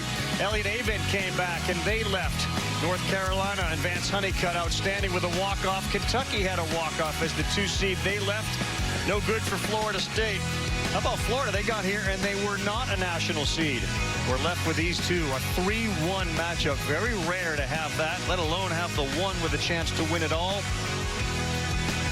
But one of these two teams will claim their first national championship in the sport of baseball. Right now, A&M leads 1-0. It's been a pitcher's duel as we head to the bottom of the 5th inning. Caden Sorrell swings at the first one from Drew Beam.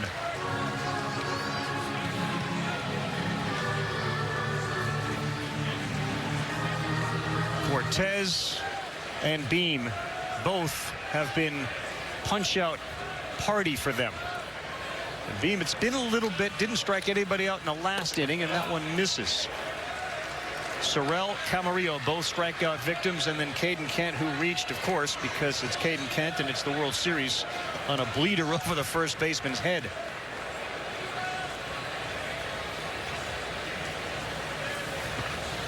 Ball.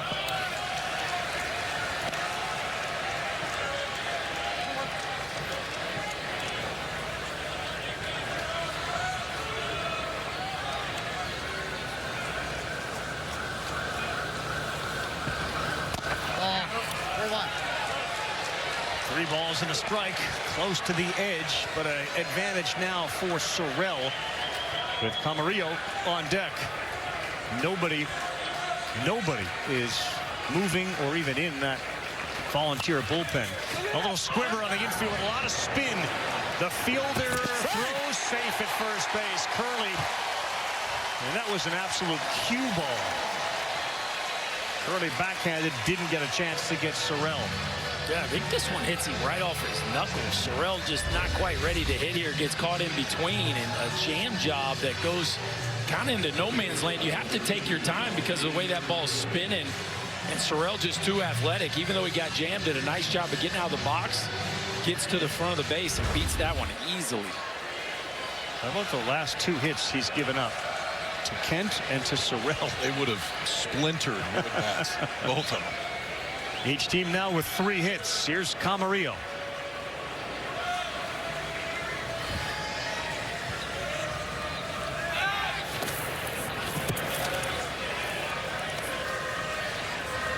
Tosnagel made it a point to tell us, Tennessee, they don't pay a ton of attention to base runners. It looks like Vitello and company have paid attention to what happened last night with the number of steals. And Beam already has 1 pickoff. Well, the one thing with Beam is it's a really quick pick, but he's slow to the plate. So you can't get too big of a lead, and you can't get too jumpy over there because he will pick you off. But if you can run, you don't have to get a great jump because of the big leg kick. Ball. You get to first base against Drew Beam. You're in no hurry. You don't have to extend your lead. As soon as his foot leaves the ground, you've got it. He's probably a 1.45 to the plate, and at that point the math is really in your favor as a base runner. Sorrell has 9 steals this season. Good look at him with a lead, not a huge one, and Beam will come to the plate. And now he falls behind 2-0. So the average catcher is about 2 flat to second base in catch and throw, and You get a pitcher who's 1.45. The math there is 3.45 seconds. Well, most runners are around 3.3, 3.35. So the math is certainly in the base runner's favor. Gets the call. 2 balls and a strike.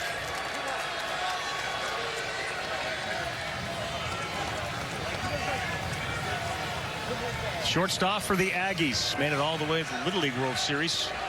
And here he is, the biggest stage in college.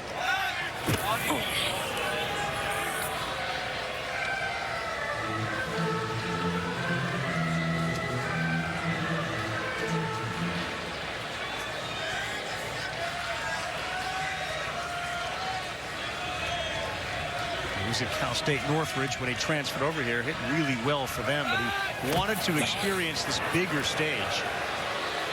And he believed in himself. A lot of that is betting on yourself. Another West Coast player that we didn't mention earlier. He said he had 5 good options when A&M called, and that, he said, was, quote, a no-brainer.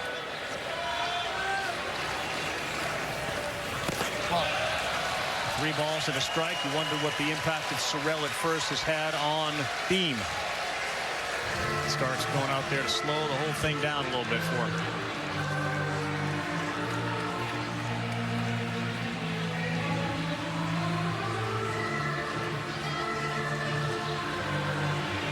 There's nobody up and throwing down in that Tennessee bullpen, but they're starting to at least move around a little bit right now.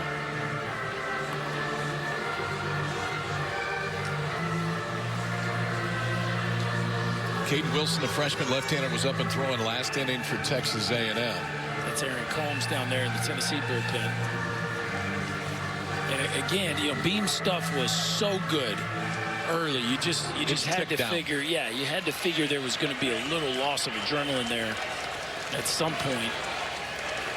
Caden Kent is on deck, and they got a 3-1 count on the way to Camarillo. Chased one, and he's frustrated. That looked like it was ball 4. Jim Schlossnagle not happy about that. You see him there in the background. It's a huge part of their offense. Lead the country in walks. Chasing 3-1 balls out of the zone will not make their skipper happy. Big pitch again. Protecting. And fouled it off. The fastball 93 with Beam. We saw a lot of 95s earlier. And it's not just tick down of velocity, it's location. That's the two sometimes go hand in hand. Yeah. Velocity starts to tick down, and your misses are not on the correct side of the plate or in spots that aren't going to get you hurt. 3-2. Sorrell not going, and that's pulled foul. The thing that happens in the SEC, you tend to get bigger and stronger, and Camarillo's one of those. He came at about 6'1", 170, and he's now 6'2", 185. He's got a little juice, too. Saw him hit 2 out at LSU earlier this year. He's loved the traditions at A&M, the 12th man. Everybody's been a little quiet today, wondering when this thing is going to start percolating. 3-2 on the way to Camarillo, and they will go to first.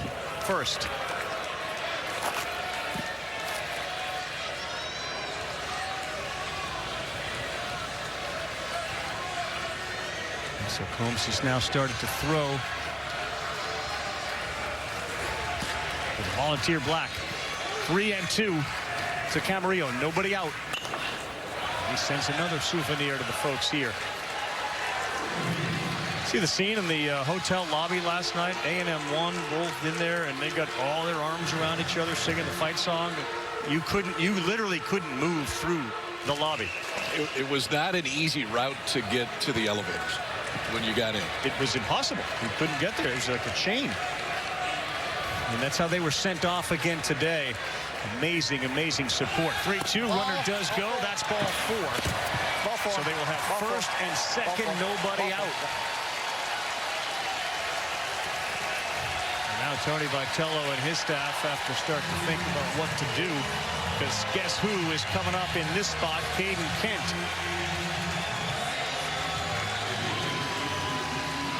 You wouldn't have said that 2 weeks ago. Now it feels like Caden Kent, oh my gosh, they can't get that guy out.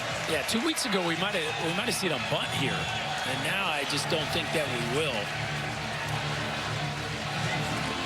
They made the call.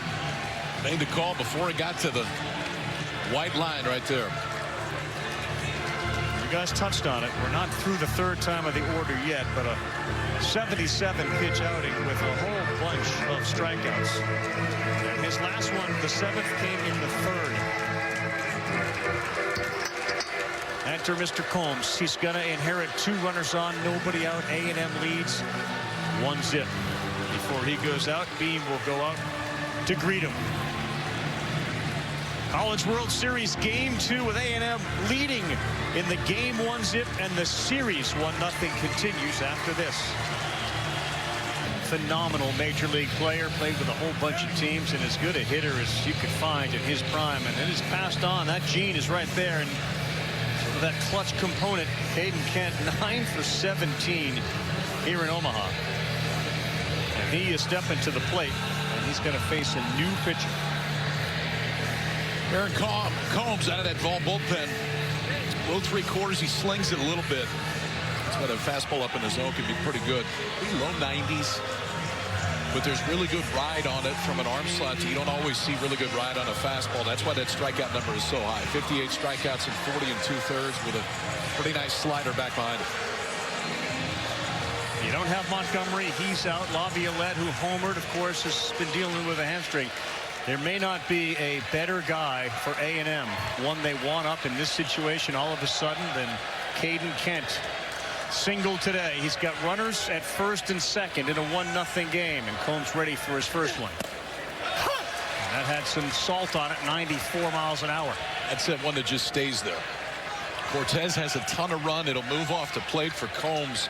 He has really good drive through home plate. How good has Kent been? A 273 batted, runners in scoring position during the season, over 500 in the tournament. And he pops this one up. Might be playable in foul territory. Stark going over. No one's going to get there as they got real close to the wall and the dugout. And another life for Kent. Well, you know, this is one of those deals where everybody's trying to sell out to make this play on a ball that is kind of equidistant from all 3 players. Oh. And you just wonder if I think Combs thought Stark didn't see it, and then Stark feels Combs there at the end. And Kyle, we position players tend to like you guys to kind of get out of the way in situations like that. We would like to make it out is what we're looking to do, and whoever happens to catch the ball, it remains just 1 out. Combs thought he had the best chance to get it. Go get the baseball. Equidistant out of nowhere, by the way. Yeah. Wow. Good pull. Dialing it up. 0-2 to Kent. See if this extra life gives him a chance. 0-2 from Combs.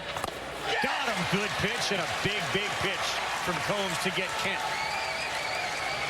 And there's that breaking ball. And you know, you're expecting high fastball elevated, so you're guarding against that. And then this one just has enough velocity difference to get him a little bit out in front, and enough down action at home plate to get Caden Kent to swing right over the top. Given the fact that he was 9 for 17, now 9 for 18, what a huge out to have no contact even. And now Chestnut before we go back to the top of the order. Tennessee anticipating a bunt right here. Blake Burke really playing in at first. Ball 1, no indication there from Chestnut that was going to happen. Remember, Kent last time in this situation, he was at first and he got picked off. Chestnut never had the chance to get the bunt down, and then he struck out. Burke backed up a couple steps there. Now here he comes. A&M's, and they've only got 5 sack bunts the whole year. They don't do it very often. And Chestnut has not had a great offensive College World Series, but it does go a little bit off brand for what they've been if they did lay it down here. First time in a while A&M has had a chance. That's just off, and it's 2 balls and a strike. And for all the tightrope walking Cortez has done, if A&M can push a few more across, it certainly changed the way that Schlossnagel and Wiener think about how we're going to roll through the rest of these innings. 2 balls and a strike. Outfield fairly deep in there. see that reaction by Chestnut. It's just hard to convince yourself that that pitch where it starts is going to end up back in the zone. It's an atypical stuff look from Combs based on what his arm angle is. The ball reacts different than most that throw from there. 2-2, and there's another one and another big punch out. Aaron Combs getting the job done for the Vols in relief of Beam.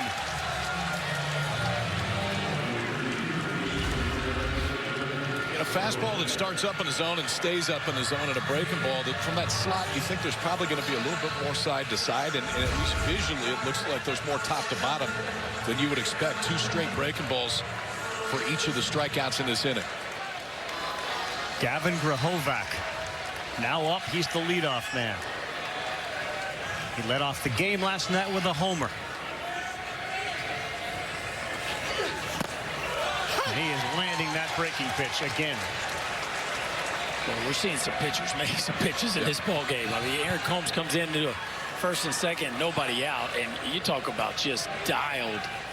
Everything he has thrown has been just about exactly where Cal Stark wants it.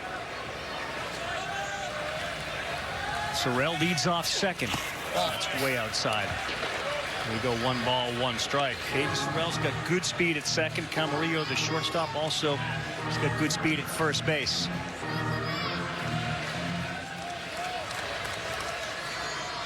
.23 home runs on the season for this guy, Grahovac, just a freshman. Ball. They will throw behind the runner. It's close. Wow, did they time that up? There's no combo in the country that's better at doing that than those two. And I don't think they got him. We'll take another look. Look at the timing on this one. I mean, Did he get the helmet? If he gets the helmet, I think he's out. I think you're right. I think he got the bill of the helmet before that right hand got back in there. I mean, it is start from the knees, a seed down to first, and in stride, Blake Burke catching it, dropping the tag down. And you can see the bill of the helmet move. Tennessee's begun to walk off the field. They have believed they've seen enough.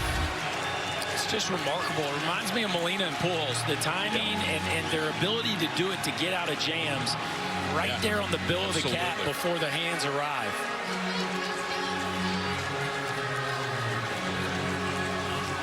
Now the Mind Fly body cam call was safe at first base.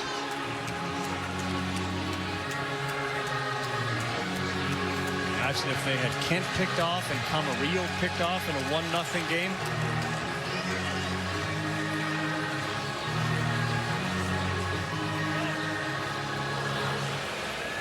After review, the safe call at first base will be overturned to out. Wow. Tennessee retains that challenge and still has 2 remaining for the game.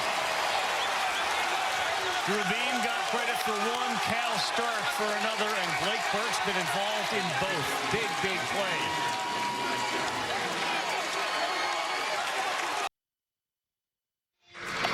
Well, Chris Cortez came into this ballgame in the second inning. We knew we would see him and assumed his stuff would be good. Stuff's been outstanding.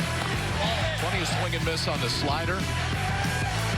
Average fastball velocity today is 100. And it's still moving like that. That's why Chris Cortez is still in the game and why Texas A&M still has a 1-0 lead. But what a job they do there with Stark and Burke, like a football quarterback and a receiver. Corner of the end zone. Twice now they have challenged, twice the calls have been overturned successfully. Tears leads things off. It's 1-0. We're in the 6th. And he swings and misses at the first one. At 98 miles an hour. Yeah, there's your first 98, KP. He's dipping down. Been a bit of a break for him between his last pitch and this one. Now the 0-1. And there's a wicked changeup. Wow, it's first one of the game. He'd been all fastball slider up to that point. How about that? Just 85 pitches in, drop a changeup in there.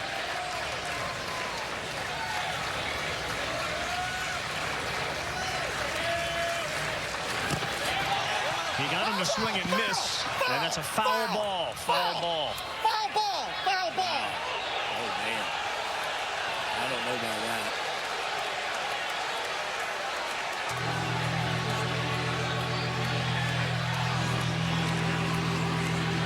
All right, so A&M had one unsuccessful challenge early. They got one left.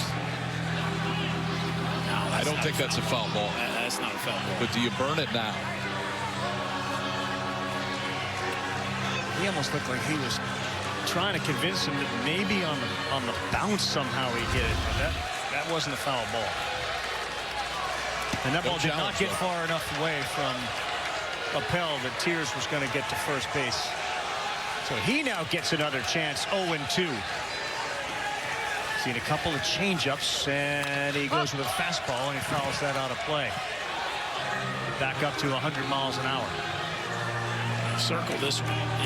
You know, 0-2 count. Still a tall hill to climb, but a hitter as dangerous as Kavares Tiers, when you have him struck out, you certainly don't want to give him an extra strike. Another changeup, Chris. Guys, that pick play has turned around the energy in this Tennessee dugout as alive as I've seen it in the last 2 days, and you get yesterday, but even today, very quiet early on in comparison to what you usually hear out of a Tennessee dugout, feeling like momentum switching in their way. Momentum is going to switch in their way if that bullpen door opens, because Cortez has been that good on the mound. I mean, the stuff has been off the charts good for the first 4 innings, and then he throws 3 changeups in that at-bat that were all outstanding. He's got 7 strikeouts. Pitch number 90. And he throws a 99-mile-an-hour fastball. That is now a season high in pitches for Cortez. Could not have gotten more from Chris Cortez on in relief. He came in the second. And he's working quickly to 0-2. As nice as the defensive momentum is, this is a momentum stealer right here on the mound, with just how electric this stuff has been, and the command really has started to settle in a little bit here too the last few innings. 0-2 to Curley.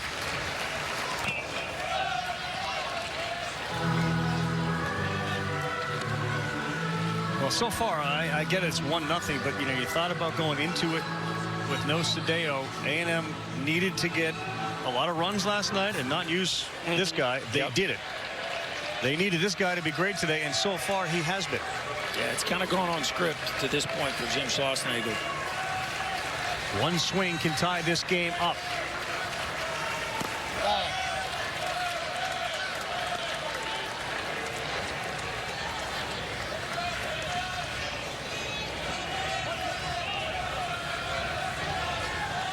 Still quiet in the A&M bullpen. Curley flown out twice today. Watch it.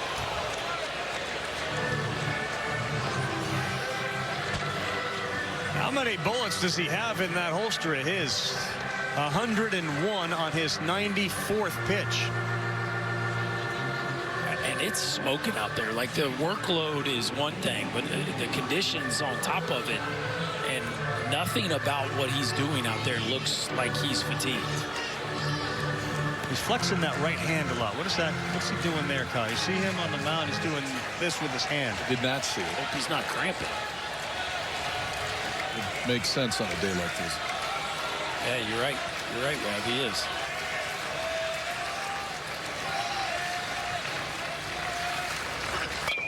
One-two. That's lined into right field. He left one up. And Dean Curley is aboard with one out on a 100-mile-an-hour heater. He is at first base. We remind everybody, tomorrow night, 8 Eastern, ABC, Game 7, Stanley Cup Finals. It's presented by Geico. Let's see, can the Panthers claim that first cup in franchise history on home ice?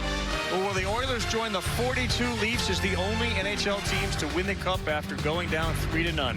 Find out tomorrow night. Coverage with the point starts at 7 on ESPN 2. Here's Peebles. And that pitch misses. Curley's got 9 steals on the year. With one down, we are in the 6th. A&M up 1-0. They win the World Series. Ball out. When will they get Wilson up and throwing again? He was already on the mound. Freshman who has great stuff, but has thrown 8 2/3 innings the entire year.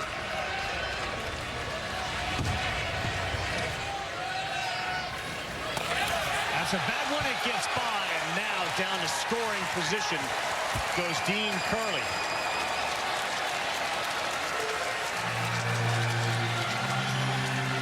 He's one pitch away from walking Peoples for the third time.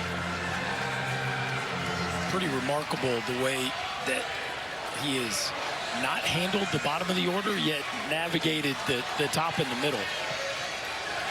And that huge comeback against Florida State, the mantra was just get it back to Christian Moore. Well, you got Peebles here in the ace spot. Stark bats ninth, and it's a 3-0 count. Ball 4. That's ball 4. They throw behind the runner. They will have 2 on and 1 out for the 9-hole hitter Stark. Let Stark hit here. You got Peebles in there as a DH. Makes it a little bit tougher defensively. Yeah. Looks like they will. Yeah, I think Stark's going to. In fact, the athletic trainer is going out too. I wonder if they saw the same thing with the hand. It's Kaylee Swain, the athletic director, is kind of a do-everything role for this A&M team. But I think Schloss might have seen what you saw a few pitches ago, Rob.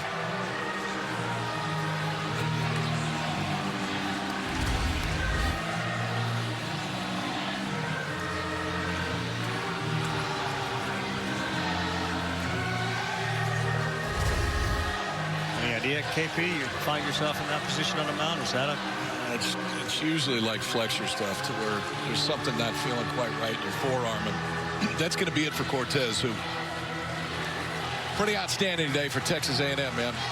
You knew if they were going to have a chance in this game, it was early lead, and then how far can Cortez go? Well, they've got the early lead. Cortez will exit in the 6th. Now it'll be up to a freshman left-hand to keep it right where it is for the Aggies.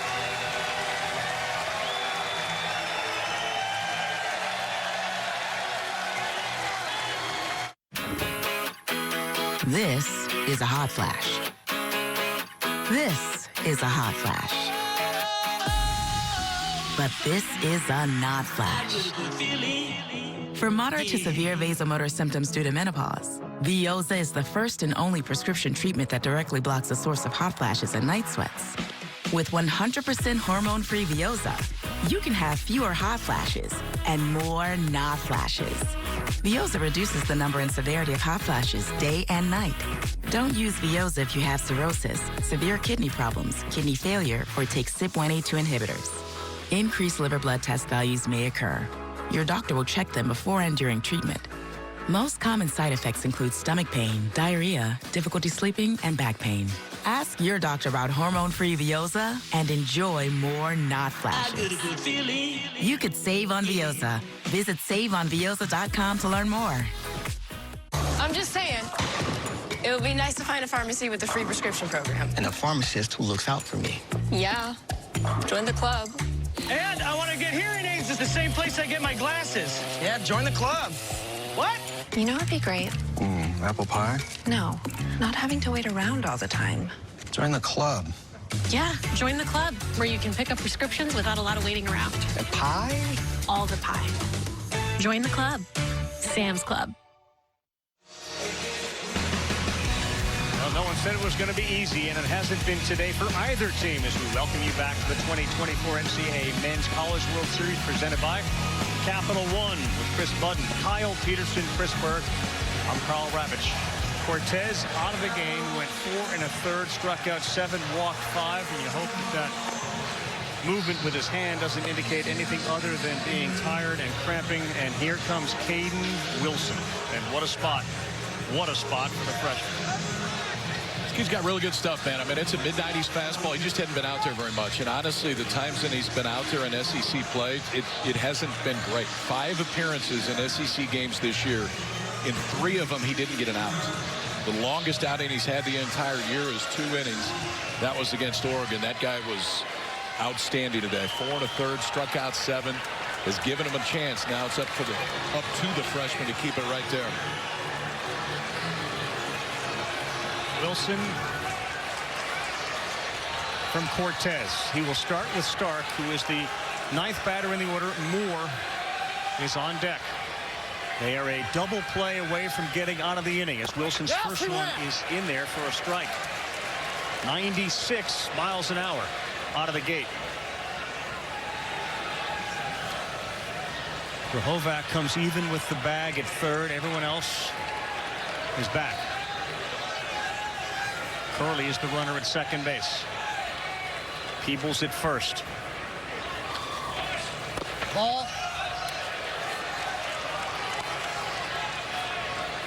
That was just straight sack right there. The first one almost looked like a bunt for a hit. That one was early. Of course, Stark has really scuffled here in the College World Series, so just move them over, present an opportunity for Simo to hit with second and third, and make them make that decision whether they want to pitch to him or not.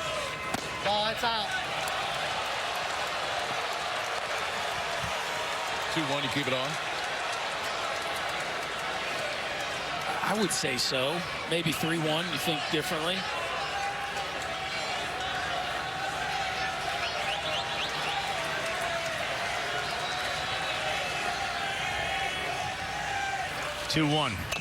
Stark, ground ball third. Grahovac will go to second for one to first. Oh, they turn it. Grahovac and Kent on a big 5-4-3 double play. And what a seed Kent just threw to first. They just keep delivering. I mean, Cannon Wilson comes in out of the bullpen and just jams Cal Stark, and then Grahovac with the runner right there in front of him feeds Kent a perfect turn. And man, the Aggies just keep working out of jams, this time with their defense. Welcome back. A terrific double play. Wilson induced the ground out. And a phenomenal turn by Kent at second. So we head to the bottom of the sixth. What a duel. 1-0. 7 hits combined between the two. Tennessee struggles. 0 for 14 with runners on. 0 for 6 runners in scoring position. Strike one. Remember, Grahovac had the bat taken out of his hands when Camarillo was picked off.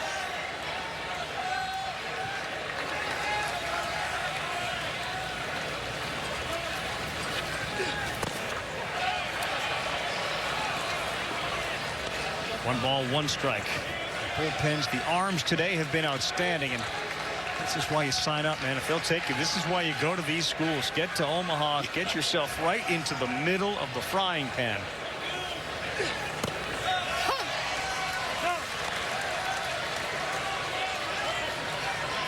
How good has the pitching been? This has been an SEC that's been dominant with offense and defense in particular through this World Series. Pitching has shined on this Sunday. Yeah, just one solo homer. That's it. And from Texas A&M standpoint, the fact that they're at this part of their pitching usage with their staff, and they've held the #1 offense in the country to a goose egg through 6, it's just remarkable. 1-2. Ball. Inside 2-2. Rauschenbeck pitched yesterday. He's the premier closer. They'd love not to think about Lampkin in this situation. Save him for tomorrow. On a 2-2. Foul. But a couple of more runs, and that was at least part of the conversation. Like, just part of it. Doesn't mean it's going to happen. But he said, look, we're up 3, 4, 5. Is that when you go for it and try to end this thing? If they're ahead at all, I'm shocked if he doesn't try it in at some point. Whatever the score is. Rauschenbeck. Yes. Yes. Outside 3-2. But he brought up Lampkin pregame if he said 4 or 5 run lead. I would agree with that. I think if there's more distance, then potentially, because you got a little bit more wiggle room. 3-2, and he fished.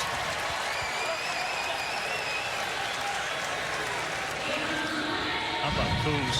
3 punch-outs. Here we go in the first inning. Jace Laviolette. That's been the offense. That is the only run we've had. His home run to the seats in right.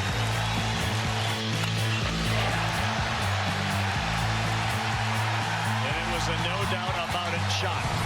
415 feet. Just a no-doubter when it left its bat. And who'd have thought that would be the only offense at that point in the ballgame. Second hitter of the game. It's a solo homer, and that's where we stand. And the wind blowing from right field to left field. But Laviolette's got the body, the power to hit it out at any point. 29 on the season. The 1-0. 2 balls, no strikes. The impact of the injuries to this A&M team been felt a little bit offensively because you don't have a whole bunch other than Montgomery when he's in there. Then Laviolette, who can go over the wall. They have some, but that's such a huge bat. And now a 3-0 count to Laviolette, who would get the green light, right? 3-0? Absolutely. Oh, yeah. Especially given his hampered ability to run the bases. Tennessee thinking the way we were. 3-0 breaker ball. And that's not just to throw a strike. Aaron Combs has no problem throwing that fastball for a strike, but cannot give up one at this point in the ball game on a 3-0 fastball. Just missed on that 93-mile-an-hour fastball, and you can feel the breeze just get to this booth up here. Big swing from Jace Laviolette. 3 balls on the right side of the infield on a 3-2. They almost hit him. And the walk to Laviolette will bring up Appel with 1 down.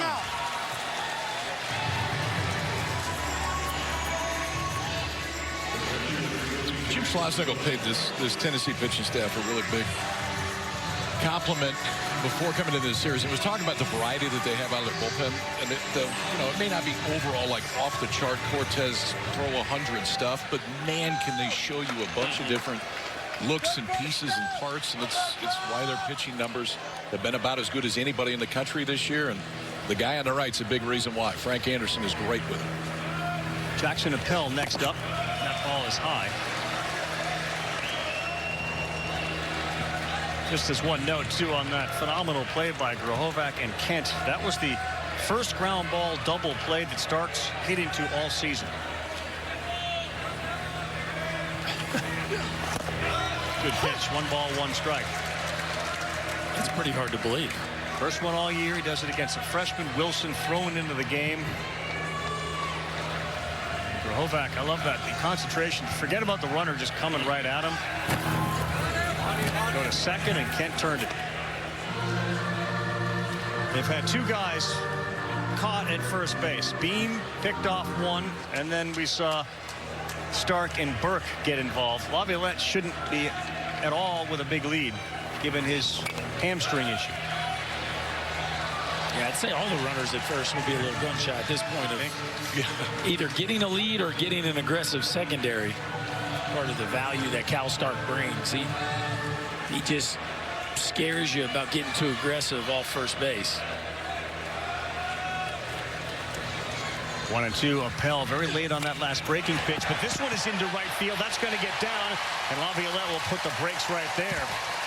But A&M now, second inning in a row, they've had a runner in scoring position after Appel singles to right. And now a really good veteran, experienced hitter comes up in Hayden Schott. Anything that gets you locked in, it's a little George Michael with guys on first and second. Careless whisper to walk him up. That's hype music if I've ever heard it. Right there. Combs to Schott. And he spins one in there for strike 1.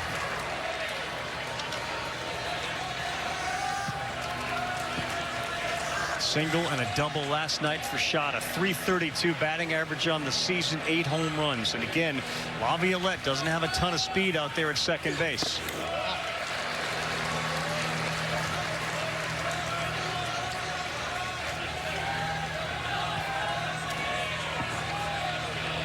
Tears in right field, Ensley in center field, Dreiling in left field. Be on the attack if one gets to them in the outfield. And this one is driven to center field. Ensley going back. He's at the track, and that's where it will fall into his glove. Laviolette will tag, and he will get to third. It looked like he was running pretty well. First and third, Schott gave it a ride, comes up to the track, and there are 2 away. That ball's hammered to left center field. We're not doing a ton right now. Just a big yard out there, 380 foot out. He's Hayden's shot maybe just clipped it a touch. But yeah, KP, Hunter Inslee moving just fine going after that one. Hayden's shot was on SEC Now last night. They were talking to him just about the experience, and he's like, my two favorite things here: free meals and hanging out with my friends. He's like, those things are great wherever you are, and every day we get to stay longer, it's more free food and more time I get to hang out with my buddies. First and third for Ted Burton. 2 down. He's gotten ahead with the off-speed pitch. Yeah, breaking ball command has been fantastic for Combs. Dump that thing in there almost whenever he needs it. Can Burton deliver? This ball driven to right field. That one's fairly deep. Tears going over, and he's there to make the play. That time, the wind knocked it down. They will strand the runner at third base. Heading to the 7th, the top of the order for the Falls coming up when we come. For the private use of our audience. Any other use of this telecast or any picture, descriptions, or accounts of the game without the NCAA consent is prohibited. We are back. The #1 seed has struggled. Since 1999, none of them have been able to win it. Regional, supers, pool play, finals twice, they couldn't get it done, and only Miami back in 1999. It's a really weird occurrence that happens with college baseball, and Tennessee is trying to be the first since Miami a quarter of a century ago to break that. There really is no logical explanation other than it's just dang hard to get here and win it. In baseball, a lot of randomness in this game. Yeah. We had the #1 overall seed win it this year in the basketball tournament, which doesn't actually happen as much as I thought. I think it's like 3 times, only 3 times this century as well. But baseball 0. Barnes, Buzz Williams had great basketball teams this year in the SEC. Here we go with more. Top of the order, Tennessee down 1-zip in the 7th. 1 ball, no strikes. It's just amazing the arms that we see. Here comes Tony Vitello out.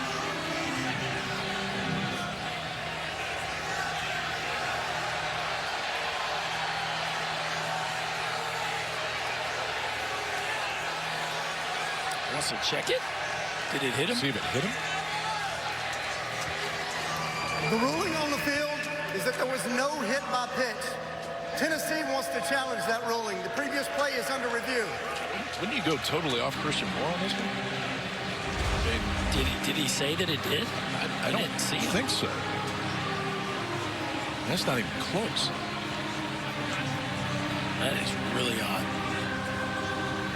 Is there an ulterior motive here? Is there slow Wilson down? Maybe you want the freshman just to stand in the heat for a minute. And he's got 2 left because each of the 2 that they've used have been successful. This may be more of a mental play than anything else right here. Just make him stand out there. That's where I go, because it wasn't close. After review, it's confirmed that the pitch did not hit the batter. The count's 1-0. Tennessee is charged with 1 challenge and has 1 remaining for the game. Yeah, I'm with you though, KP. That's one where you just ask Simo. Yeah, did it or don't. Because I mean, they're gonna be able to tell when they slow it down.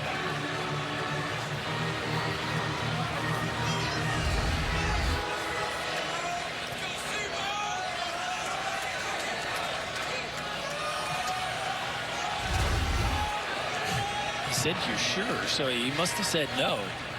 Ball. Pitching again inside to Moore, who is an absolute threat at the plate. As good an athlete who was born to play baseball. Kid out of Brooklyn, New York. Suffield Academy in Connecticut. Big brother taught him a lot. On the 2-0. Popped up. Might be playable. Appel didn't see it. Now he comes over, and that's exactly the same spot. Yeah. But the Vols didn't have the play made. Exactly the same spot. And Appel never really saw that. You can see there was some great hesitation. No, Ted Burton wasn't in the picture either. Not at all. Good job by Caden Wilson of staying out of the way. Yeah, Appel doesn't see it at all. That's way late. He's battling the sun. This is not really the guy at the plate you want to give an extra chance here. 33 homers, 73 RBI, 2-1 to Moore. Foul.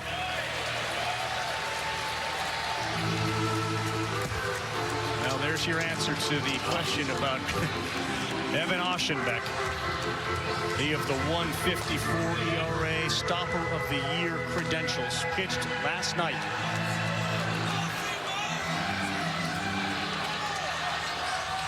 The outfield is playing very deep against this guy. And rightfully so. Hit one through the wind at 117 miles an hour to straightaway center for a homer earlier this week.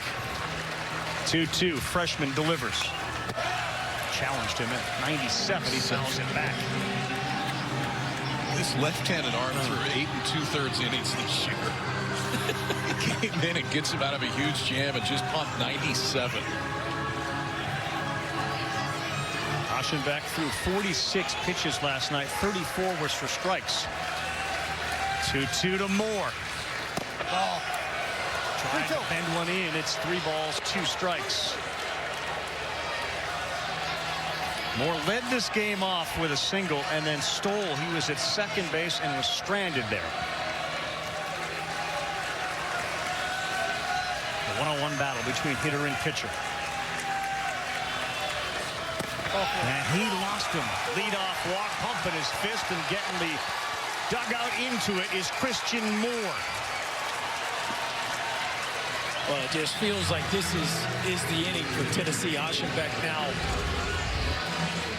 moving like he's planning on coming into this ball game. Moore takes that fastball up and out of the plate, getting the bench fired up.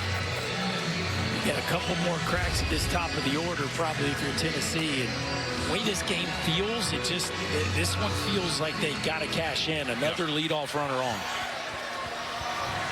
Moore has now reached base 3 times today with a couple of walks. And here is Blake Burke.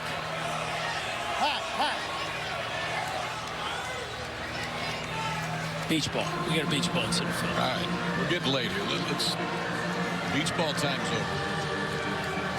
Get in the 7th. Let's pass it.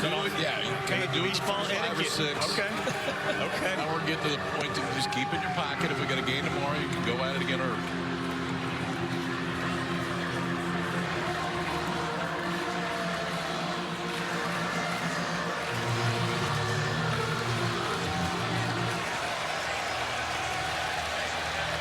So Wilson is ready. Oschenbeck keeps throwing, and Blake Burke is an absolute threat. Filthy pitch, 83 and a strike. Tennessee has now had the leadoff man on 5 of 7 innings. The previous 4 times they have not scored. You just saw their numbers with runners in scoring position today. And it's been the guy behind the leadoff guy who has made it out in all of them. Tough pitch down and away. Called strike against Burke. Sweeping breaking ball, and then you back it up with 95 right on the edge. He got 2 outs in SEC play this year. 2. He looks like somebody that could have got a lot more right now. Didn't miss by much. And it goes 1 ball, 2 strikes.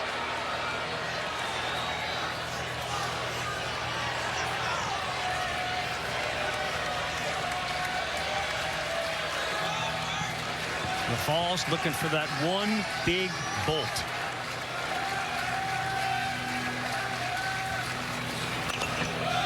On a play.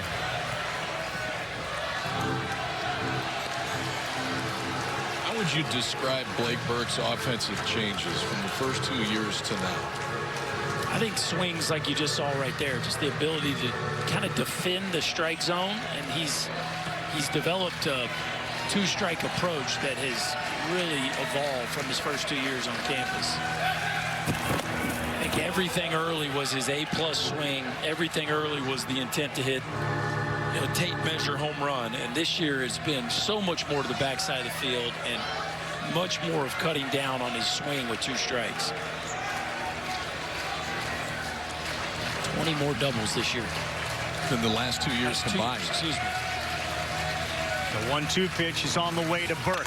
Swings and sends this to center field. Chestnut backs up, and he's there, a big out, and Moore tags. And a heck of a job base running by Moore as he gets into scoring position on a fly ball deep to center field. That's knowing your ballpark right there. His ball's deep, not quite to the track, but deep enough where Christian Moore feels like he can gather. Chestnut not expecting it. No. I don't know if anybody was telling him. He never gets behind the baseball, and that's where you really have to rely on your corner outfielders there to tell you. Simo might have got a scab there. It's pretty dry out there on that infield. It wouldn't surprise me if there's see the rip in his pants. Or is it a hand deal?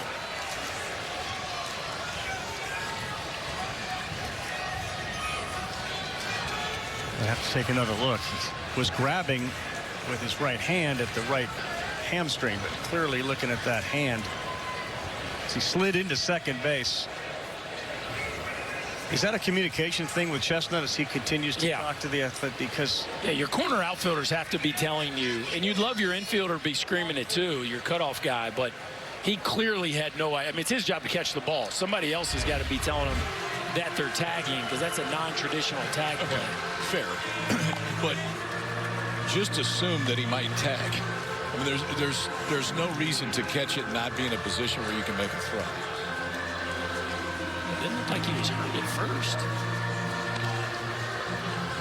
That's interesting. I hear you, KP. I just think, you know, the runner tagging at first is a very rare play on the ball to center field. But yeah, Chestnut certainly could have anticipated it. Joe Madden with the respect 90, always respect 90 feet, and he moved up, and now Amick's got a chance to bring him in and tie the game up with a hit. He lifts one to right field on the first pitch. Now Laviolette, and we'll see if Moore goes here. He fakes it and doesn't, and a really strong throw from Laviolette.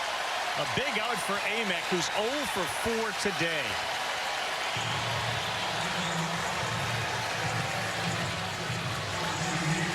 Tennessee now 0 for 7 with runners in scoring position. 0 for 16 with men on base.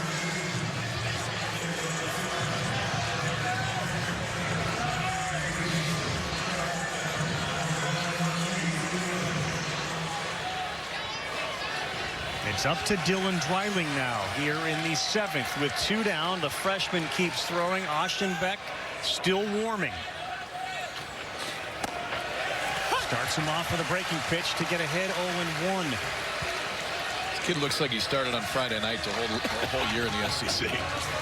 Just dropping a breaking ball on the outside part of the plate for strike 1, left on left. Dreiling 0 for 2. The fielder's choice. Ball. It's outside.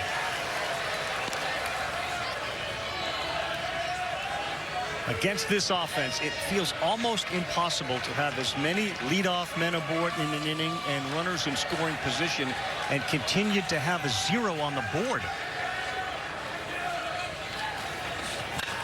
That ball is hammered, and that may end the 0. It is gone! Dylan Dreiling exits stage right, 22nd of the year, and the Vols finally break through to lead it 2-1.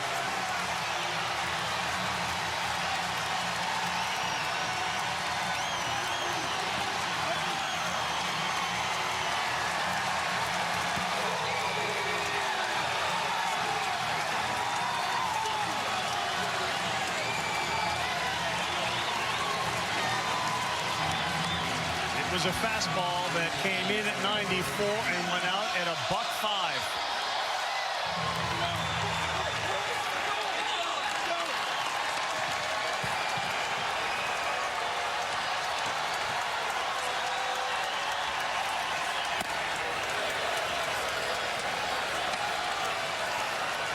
If you're Ostenbeck, you can sit down in that bullpen right now because there's no chance you're going to go to. I don't think there's any chance you go to him unless you get the lead back. And for the freshman, just try to get that offense back in the dugout. Popped up. Kent's going back. Laviolette's coming in. He'll yield to the right fielder, who will make the play.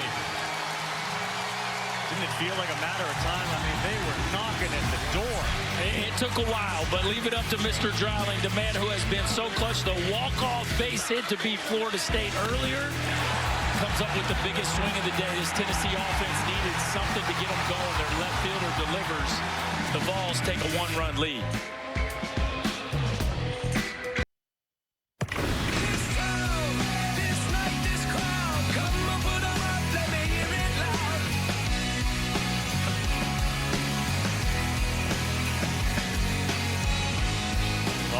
home runs they've hit this season. Laviolette got it started, and it's Dylan Dreiling who goes yard. And just like that, for the first time here in Omaha, A&M trails in a game. It's 2-1 as we go bottom 7. Caden Sorrell leads things off. And that first pitch is poured in there. Holmes has done a good job in relief here for the Vols. Sorrell, Camarillo, Caden Kent.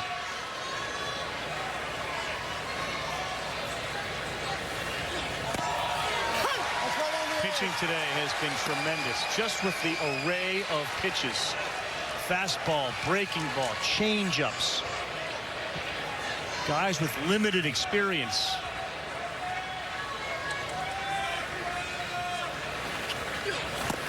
Swing and a miss, and Combs punches out Sorrell. I'll tell you guys, I thought Moore's at bat was huge. His message to the dugout, just taking those extra 90. Yes. I thought that was a big inning by Moore, who's reached 3 times today. It doesn't hurt when the next guy hits it about 400 feet to right. But the momentum piece, just by getting your leadoff man on and having it be Christian Moore, then Dreiling does what he's done a lot this year, is come up in big spots. It does feel like for Tennessee, it's a similar approach than it was for A&M on the mound. Like Aaron Combs, when you come into game, you're going to go as long as you possibly can if this keeps happening. And so far, since he's come into game, he's been really good. And he is throwing into that strike zone at a very, very high clip. Rubin had just given up 1 when he came out. And they were waiting for that offense to finally explode. Home team down a run, and that is off.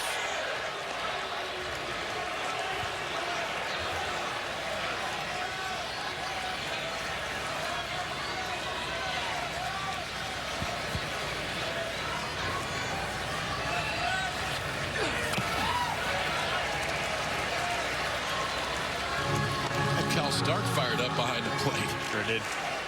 He's pointing out at Combs the last 2 pitches. Liked where the 0-2 was. Close enough. He may be able to get a strike, but off the plate. Wanted to break a ball there and got it.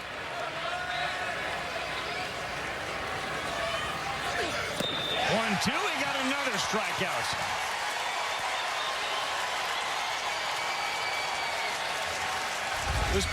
This pitch has been so important for Combs since he's come out, but just imagine yourself right on right.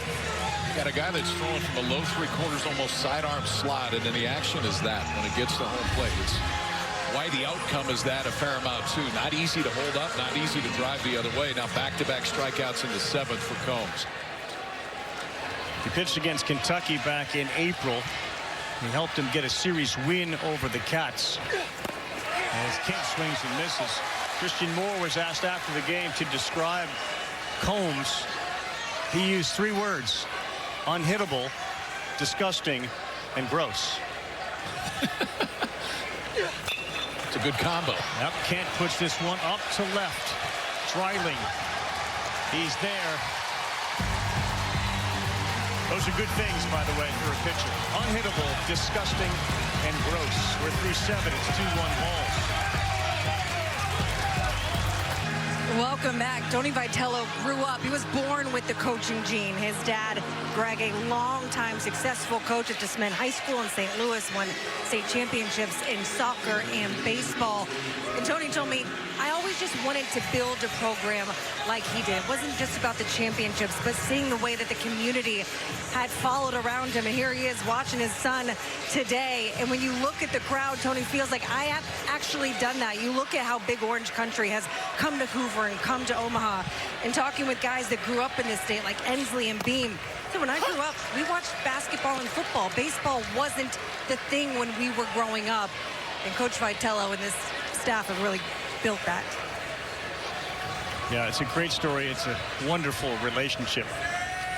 As we start with Kavares Tears, and he sends this one to the seats. You know, Tony said his dad coached everything at Jesuit High School. Tony would work the scorer's table at basketball games because he got so invested in every one of his father's teams. So that was where the seed was planted. He started thinking like a coach. On the playground, he said, I'd be the guy setting the teams up. I'm in charge here. Tears is gone. And about his dad, by the way, he did say, I was scared to death of that guy. He was a disciplinarian. And I think Tony, too, knows, you know, as your folks get older and have an opportunity to see this, he mentioned, like, this is important. You know, I'd love to win one for, you know, mom and dad. Well, it's cool how the roles reverse, too. Right now, his dad's his biggest fan. Doesn't miss many. Has been a part of cheering his boy on ever since he took the helm here. He fed us in Knoxville last year. Had the grill fired up on right field, brought a whole plate full of food up. I'm a big Greg fan.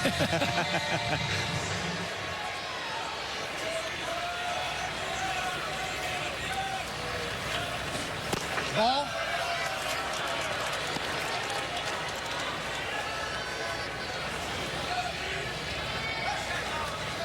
A little volunteer. Was that an Augusta little emblem there on that shirt? Did you see that? The little guy? No, the dad. On the corner, 1 ball, 1 strike. Yeah. Like that. Your eyes are always trained to golf. Well, Rav doesn't miss a thing. That's a familiar one there. 1 ball, 1 strike. In there on the corner. Small thing. But the way that Appel received that breaking ball, knowing that you got to wait as long as you can to let it come back over home plate, I think he's got a chance to play for a while. He's very, very kind of sneaky good behind home plate.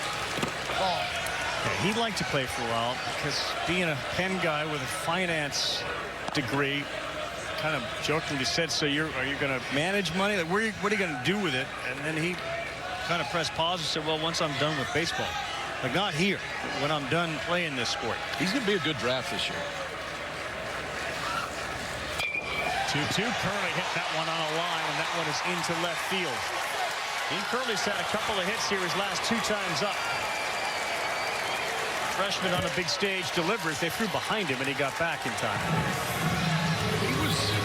We were talking to Tony Vitelli the other day in our meeting about the leaders now and then who are the next ones? Who are the ones that are coming? Dean Curley was the first name that came up. He's just a freshman. But I think the way that he's handled being a freshman shortstop in the SEC for the #1 team in the country offensively has had a really productive freshman year, but has that feel of one of the next guys that really is a leader. Very steady personality.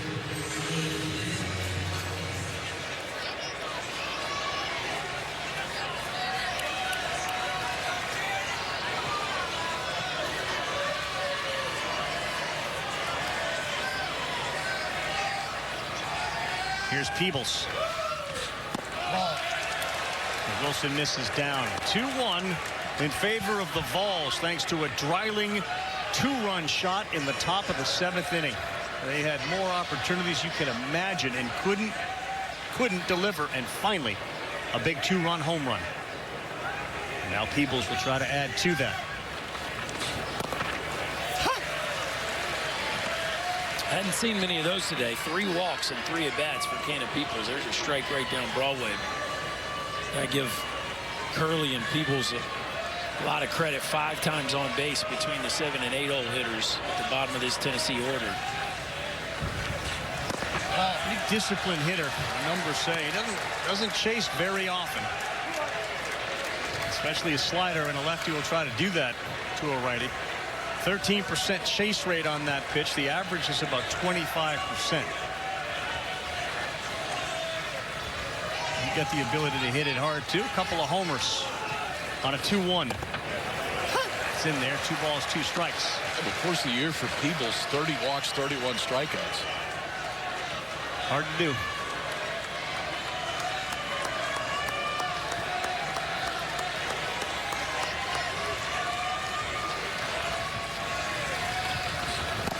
Swing and a miss. Aiden Wilson continues to impress. I love is he's come in and thrown strikes, and he did it right away. And he's not afraid to challenge. I think the one thing that you have concern with over guys that haven't been on this stage, are you going to try to miss bats nonstop and fall behind in counts, and then that's where this offense can really get you. He has been aggressive with the fastball. Obviously made the one mistake that Dryland made him pay for, but freshman has looked just fine on this stage. 2 down for Cal Stark. The 9-hole hitter hit into a 5-4-3 double play his last time up. And again, mixing in an off-speed slow pitch at 81 miles an hour to jump ahead.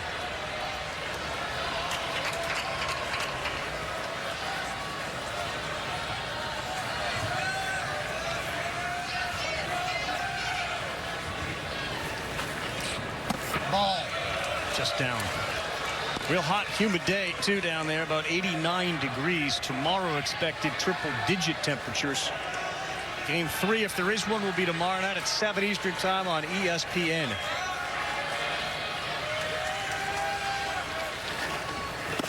Swing and a miss. Pulled that string at 84.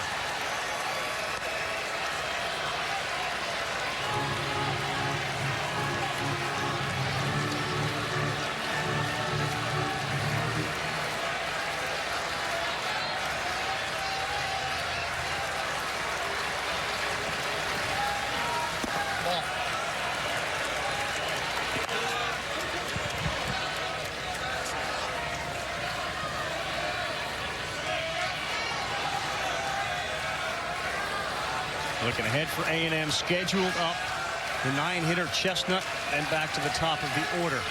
2-2 with 2 down. Whoa, look at that. Came off, and it looked like some of the handle or something else may have flown as well. This is thumb guard. Christian Moore, ever the teammate, rushes over there, tries off the bat. Wow. I mean, it's very rare on a fastball swing where you see a hitter just totally lose the bat the way Stark did right there. A little extra sprays of the stickum. Whatever happened to pine tar? Just disappear? No, I think some guys, yeah. I feel like most guys now use it for the look more than the use. Need the smell to come back. The smell and the look to come back.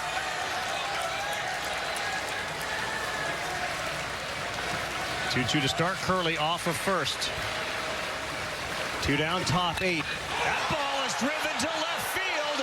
He's watching, so's everyone else. It's out of here.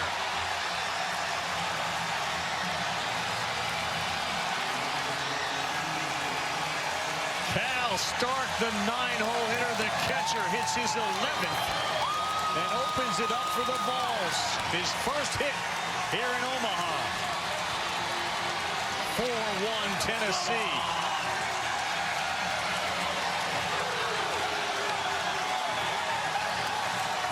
Another one that froze the defenders. They weren't moving as they all watched. 2-2. They decide to go breaking ball, and that is a hanging slider just begging to be launched. And Cal Stark, who was 0 for 16 to this point at the College World Series, a 2-run bomb into the left field seats. And it is 4-1 Vols as the home run, as it so often does, stretches the Vols lead. It doesn't matter what temperature it is, the fur coat is out. Home runs aplenty. They got 2 late in the game yesterday in a loss. They've got 2 late in the game here, and they look like they're going to force a game 3.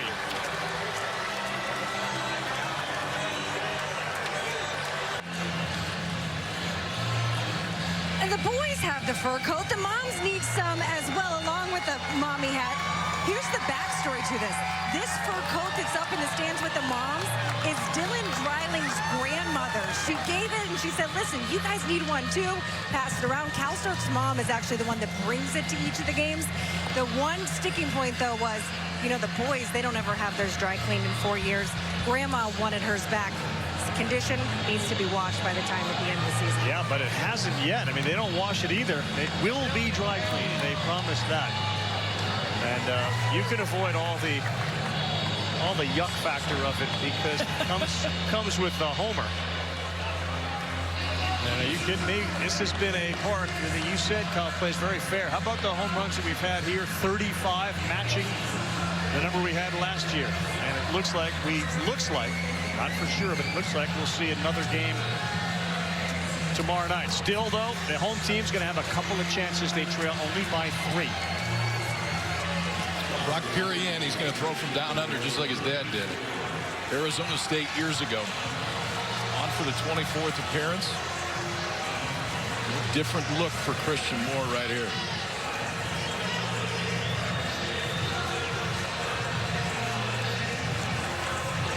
Balls, bats. They woke up late last night, just had too big of a deficit. Today, they were only down 1, and now they lead by 3 thanks to a couple of bombs. Stark was 0 for 16 with 9 strikeouts before he hit that one as Moore swings and misses.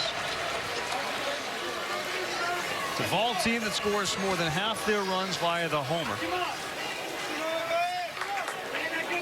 And it's a good time to bury an Uncrustable. The hitting hero, the catcher tonight. That's way outside. When's a bad time?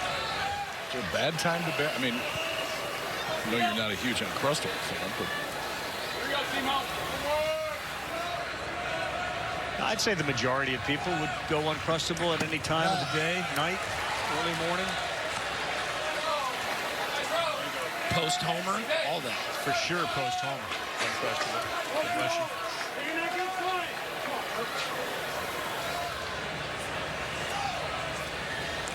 2-1 to Moore, who was an instigator his last time up. That ball had a lot of break on it. He had the walk.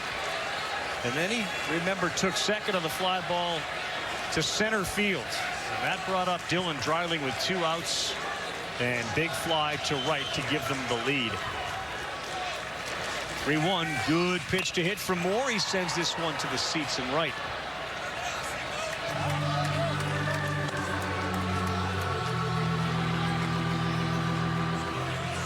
McDaniel, big fan of what Christian Moore can do, and he's not alone in the fandom. Moore will be a next level MLB player. There's so much noise in that bat of his. 3-2. This one to right field. That sends Laviolette back. He is there, and he will make the catch just shy of the wall. Not enough juice for Moore, but they do get 2 more. They lead 4-1. We go bottom 8 at the World Series on ABC. The Cup Final, Game 7. Only one will hoist the cup and cement their legacy. The series is indeed not over until it's over. Oilers, Panthers, Game 7, Monday on ABC. We're back. So is the NCAA Men's College World Series. It's presented by Capital One. What's in your wallet?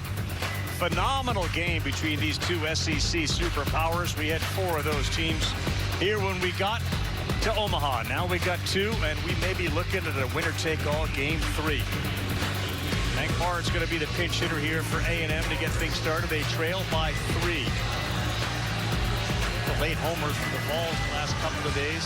2 yesterday, 2 today.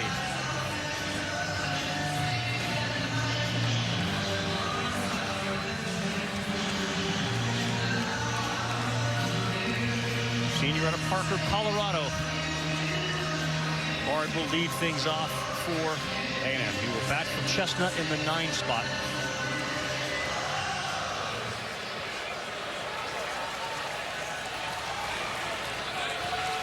And now A&M needs base runners. Strike 1.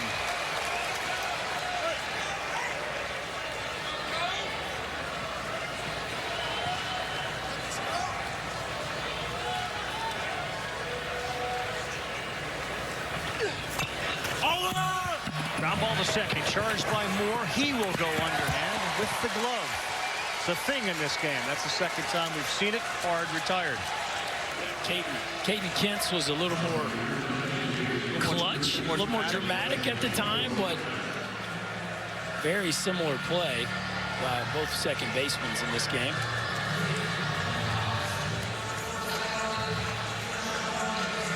Bard retired, back to the top. Grahovac struck out a couple of times today.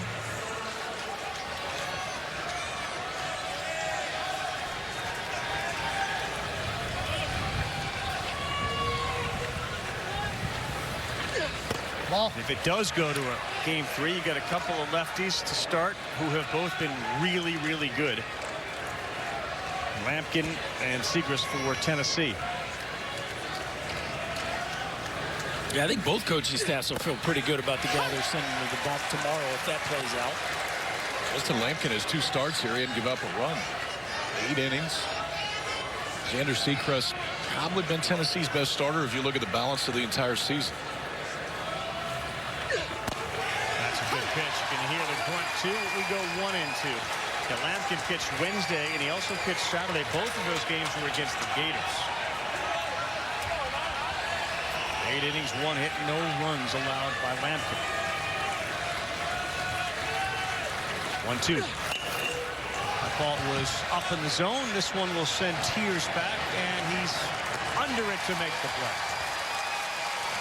Obviously, Tennessee needed runs, and the 2-run shots made the difference. But Aaron Combs has come out of this bullpen and kept things right where they were when he walked in. A couple of strikeouts early. The breaking ball has really played today against either righties or lefties. 5 strikeouts for Combs. He's given up just 1 hit since coming in the game in the 5th inning. And gave this offense enough time to get going. Yeah. And there's a 0 in that earned run or run column. That's going to give your offense time. He's been dynamite, and he has gotten ahead of everybody. Winning that 0-0 and 1-1 count, a priority for pitching coaches, and these teams today have really listened to that. Been great.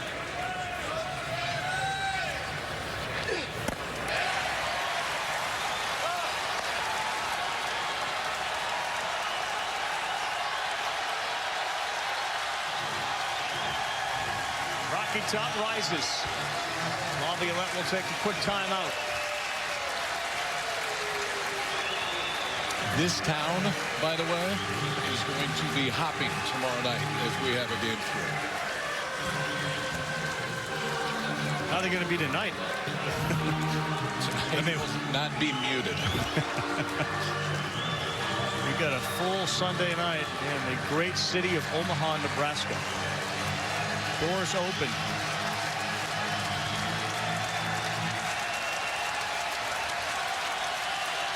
Combs outstanding with his 5 punch-outs.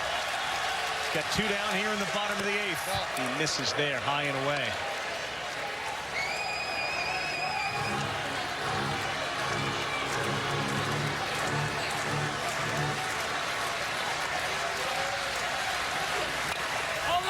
To first, that one gets through. Laviolette hit it right between Burke and Moore. They will throw behind him. He dives back safely.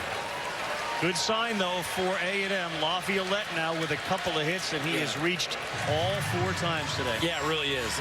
This is a superstar player who's just been scuffling with the bat here lately. We saw him launch one earlier. Watch him go down and get this one. That's a big man going down. Doesn't over-rotate with the backside, but gets down into that back knee, gets the barrel just enough to that baseball to squeak it through Burke and Moore. There wasn't a lot of room there. No.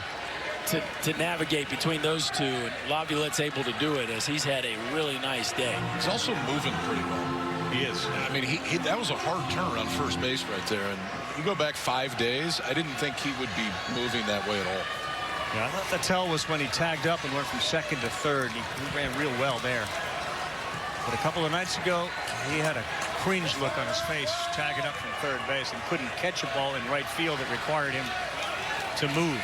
Now Appel trying to bring him a little closer with 2 down in the 8th.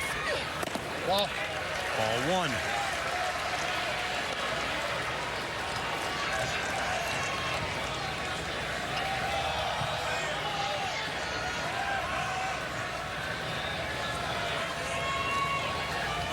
A&M 1 for 8 with runners on. They have obviously not had a ton of opportunities.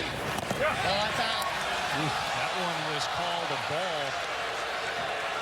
And it's now 2 balls, no strikes. Looks like some action in the volunteer pen right now.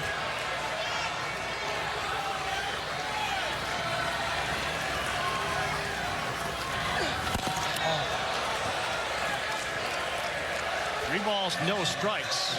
And you run the risk, as you see Kirby Cannell warming, of bringing the tying run to the plate. Yeah, as hard as the runs have been to come by in this ball game, you're just one one pitch away from bringing a very dangerous hitter to the plate with a chance to tie this ball game up.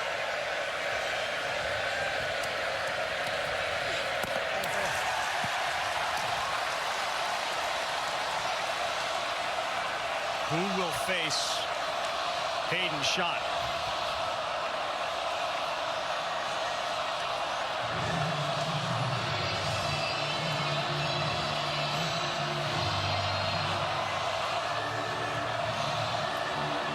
First pitching coach meeting. Big smile on his face. Up by 3, going out to talk to Combs. He's given up a single here and a walk with 2 down in the 8th.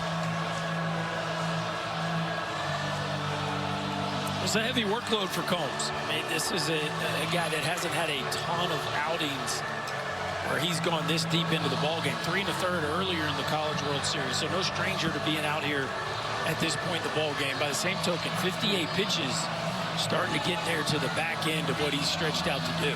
Well, and for most of it, there was no room for error. I mean, you felt like you had to go out there and not give an inch just based on what it was. Now they've given him a little bit. You also got the Aggie crowd back into it. You throw 4 straight, they remind you of. Hayden Schott described this experience, his 2 favorite parts of being in Omaha were the food and hanging out with friends.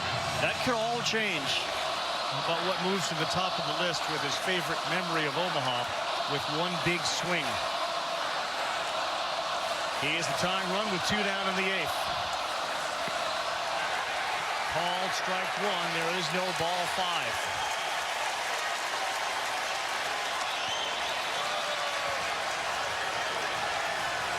Eight home runs on the season for Schott.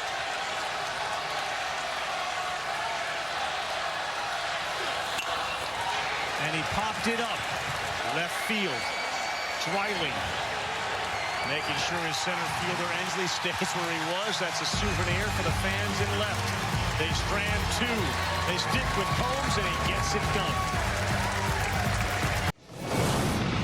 Our Capital One rewarding performance. Boom. That ball left the yard in a hurry from Dylan Dreiling. But he's not the only one that's part of the old Cap One rewarding performance. Cal Stark got the old fur coat going himself. Tennessee offense got it going. The long ball almost always is what gets this team going. Dreiling kind of broke the seal, and then Cal Stark adds on. And 3-run lead right here. Certainly not insurmountable, but boy, it lightened the load that this offense you could just feel was carrying. Sure did. Weston Moss, the freshman, will be making his 20th appearance here as we begin the 9th inning. And Schlossnagel has made a whole bunch of changes in the field. We'll get him to you in a minute, but Sorrell has moved from right field to left field. Laviolette now moves to center field. Feel good about his ability to move. Bell is at second, Kent is at third, and Grahovac moves from third out into left field. You get all that, Brick? Kind of. Sorrell right field from left. Grahovac third base to left field. Kent second to third. Bell inserted at second base. Got it. Laviolette is in center field. Dialed now. Locked in. They've done it today without Blake Burke. And that one is sent sky high and over everything to the street behind Charles Schwab Field. So if you're out there standing, all of a sudden the ball just comes flying. Not expecting. Not expecting that. It's hard to hit a reverse fly ball that far.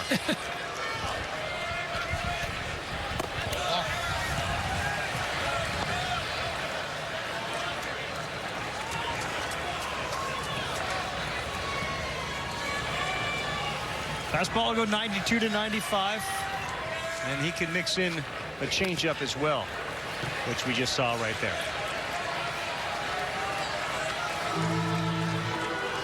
Volunteers have made a living, everybody, with the long ball this year. Record number of homers, and they have put themselves in a position here as we enter the 9th inning to perhaps play for a national championship tomorrow night. Swing and a miss. Chased by Burke up top. How about the arms they keep bringing in out of the bullpen? I mean, Weston Moss has been out there more this year. His 20th appearance, he does have 2 starts, but he's running 94 up and above the letters to get Blake Burke.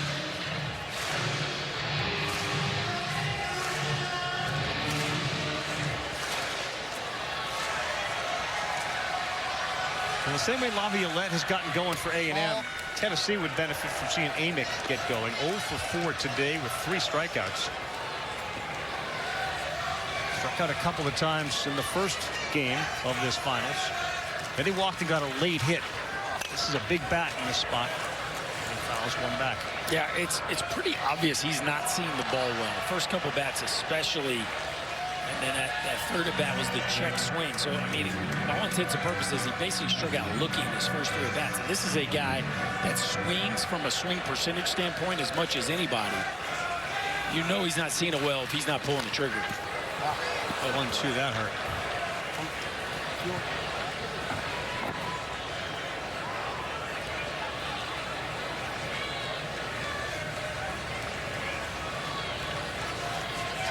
And one of the things these guys talk about a lot this year with Tennessee is the closeness, the chemistry that they had. Now, without saying it, it implies that last year it wasn't as good as it is this year. I don't know what they did to foster that, but they circled Burke as one of the guys that they gravitate towards.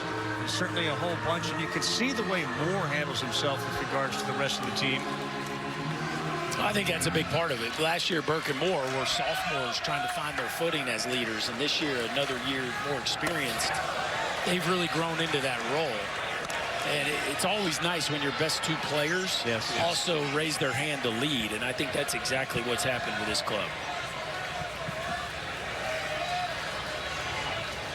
2 balls, 2 strikes. See if Amick can get it going. 1 out in the 9th.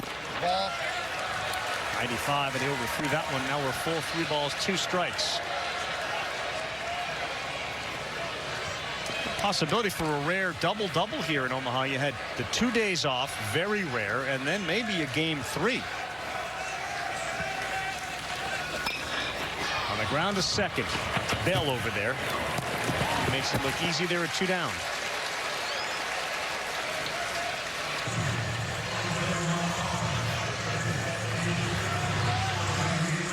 Game 3, A&M Tennessee. How's the ticket price going to be for that bad boy? Well, walk-in price yesterday, right before game time, was $400 just to get in the door. I got to think on a Monday night game 3 that it's not going to be an easy ticket. No, I don't have it. Ball. The answer is no.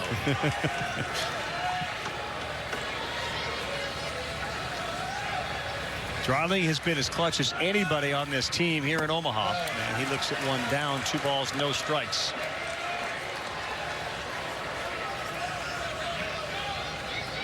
The Florida State game is the circle game for them in Omaha. And if they get to tomorrow night, that'll become that game. But an amazing comeback in their first one as he sends that straight back.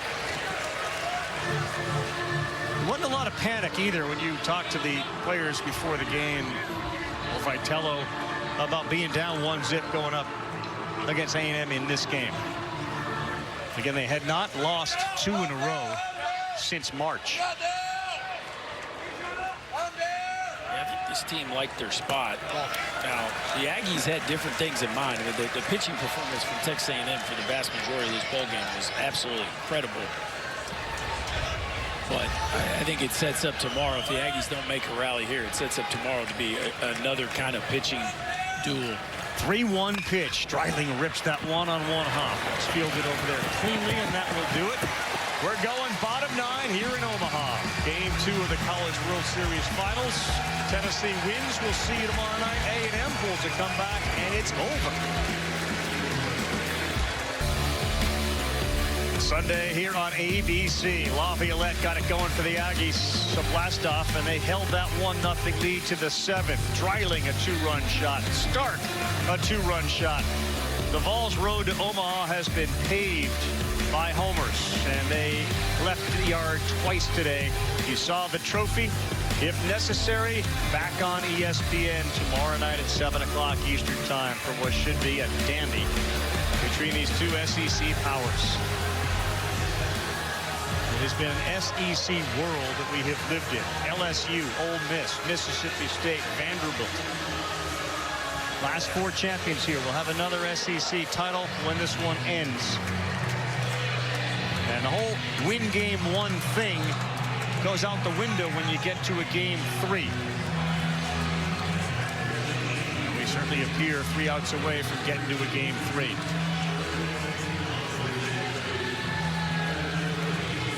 Can Aaron Combs close it out? This is a heavy workload. Longest outing of the year, 4 2/3. Does he have 3 more outs in him? Looks like Ariel Antigua's gone in to play second base, so Moore taken out of the game here for Tennessee.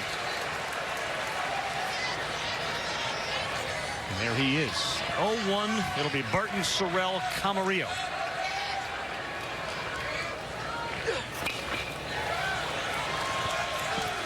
That one hung right over the center of the plate. Burton came up in the 6th inning. He had 2 men on. He flew out to right field, hit it pretty well. Cannell just in case. Nate Snead down there as well for Tennessee.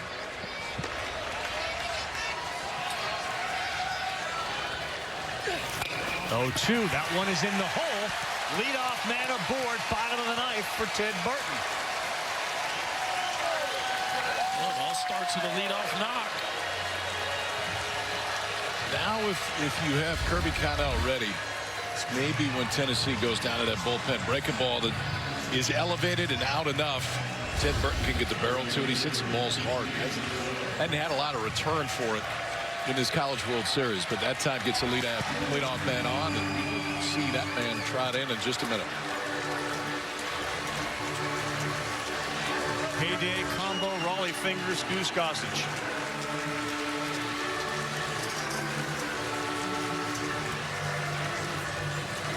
Combs looked over his shoulder to see who was ready, and it is going to be that fella right there, the lefty, Kirby Cannell, to try to close the door and send us all home. Looking forward to a winner-take-all game 3. Crowd on its feet for the job Combs did and what they hope Cannell will be able to bring to the balls.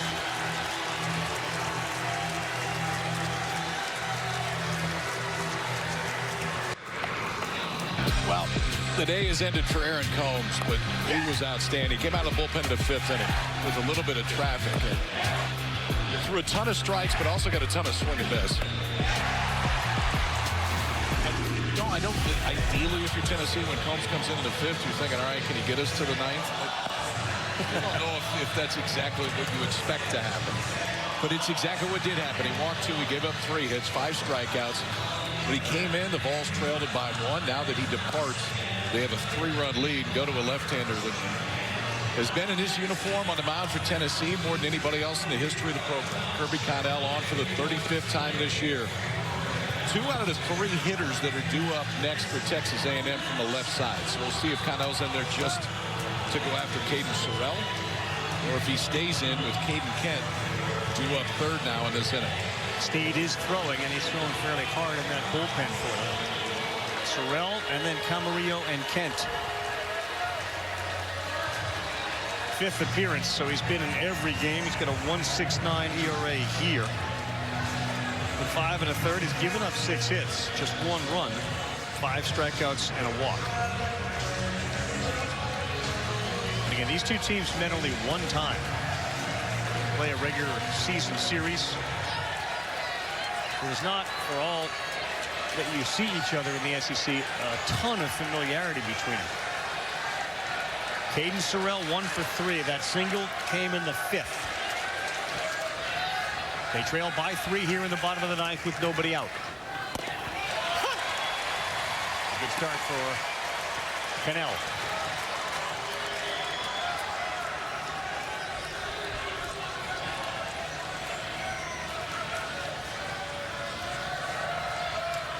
Burke holds the runner on, so there's plenty of room on the right side of that infield if you hook one. That one missed.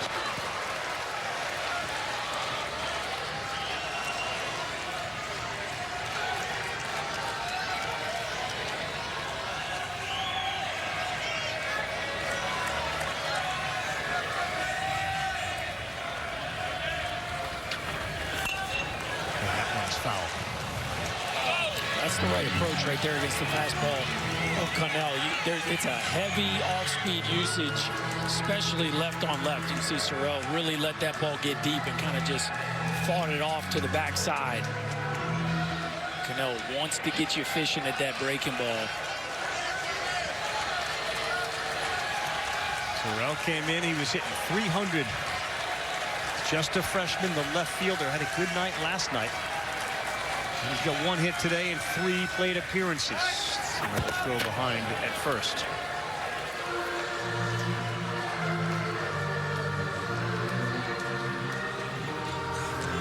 One of the keys today, of course, has been Tennessee's ability to make sure those runners at first stay there. They have gotten 2 of them. One by Beam on a pickoff, and then Stark and Burke combined. 1-2. That one is over the head of Amick. A&M here in the bottom of the 9th. Now have 2 on. They'll bring the tying run to the plate, and nobody is out. Pretty good piece right there, because you're trying to elevate that fastball, get it in on the hands of Caden Sorrell. He gets just enough of it, flip it into left field. So back-to-back singles for the Aggies here. Ali Camarillo coming up next with Caden Kent standing on deck.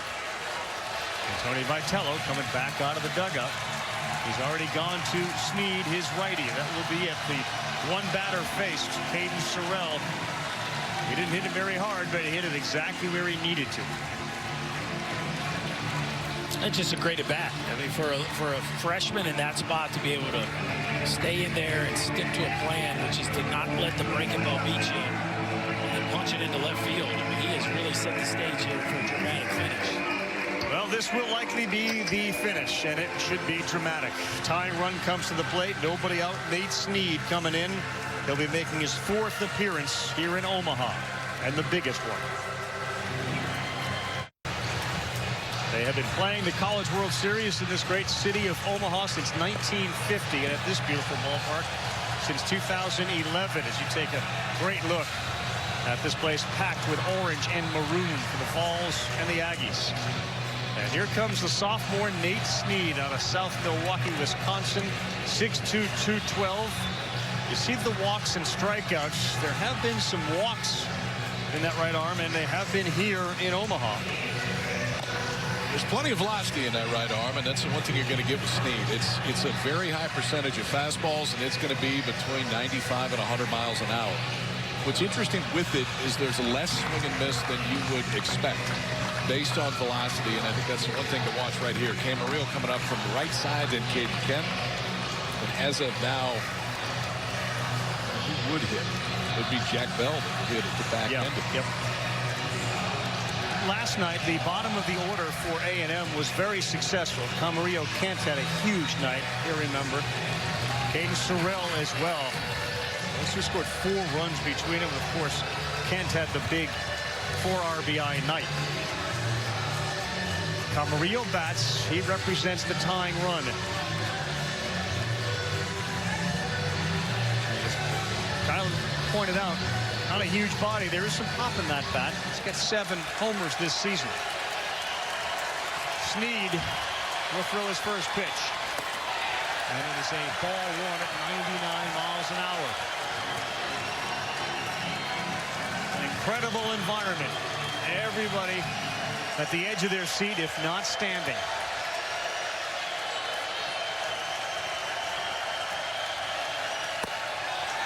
We'll get that call, and he took a little off at 97. We go 1-1. Yesterday, with not so much a display of power arms by these two teams, we have seen some serious high-level velocity today. Burton and Sorrell, the base runners, on a 1-1. Out of play. 3 straight fastballs. The first one at 99, and then the last 2 at 97.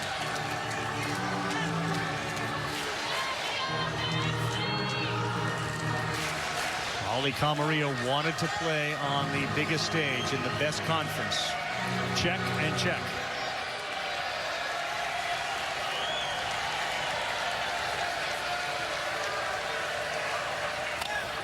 And a little jam job on the infield. Charged. Antigua makes the tag. The ball came out. Then he re-tagged the runner. Sorrell, and he got him pretty hard. So 1 out recorded. The ball popped out of his glove, and then he picked it up and tagged Sorrell. Oh, wow. That split his eye wide open.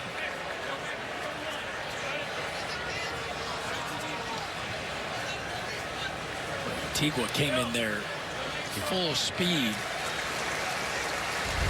I don't think Sorrell had an option here. This ball, I thought he should have gone to second because the ball jams him. I thought maybe he could put on the brakes, and then Sorrell goes low, and Antigua's thinking tag and throw to first for a double play. Sorrell goes low, and at that point, I guess it was his... You got to challenge the tag. I guess it was his glove that put him. I guess he tagged. Yeah, he tags him afterwards. Yeah. He was originally called out, then safe immediately by the second base umpire because the ball popped out. Bigger concern right now is the health of Sorrell. I thought maybe there was some lower body contact there, but that was the glove of Antigua that caused that cut. Well, here he comes, Caden Kent, the hero last night. Can he do it again for the Aggies? First and third, 1 down. Double play would end it. Homer would tie it. Oh, that's out. And Snead misses away. That would be just about right for Mr. Kent this week.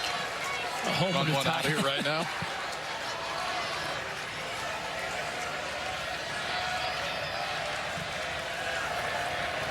Ball.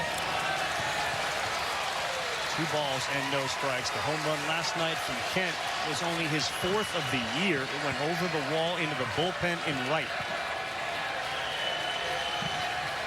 Sophomore to sophomore.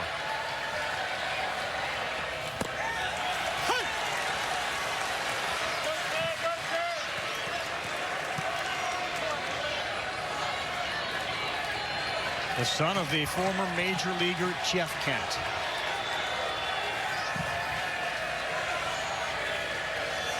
Two-1. Swings and pops it up. That is playable for Dreiling. And shallow enough that there's no tag, and that's a big, big second out of the hottest hitter, Caden Kent.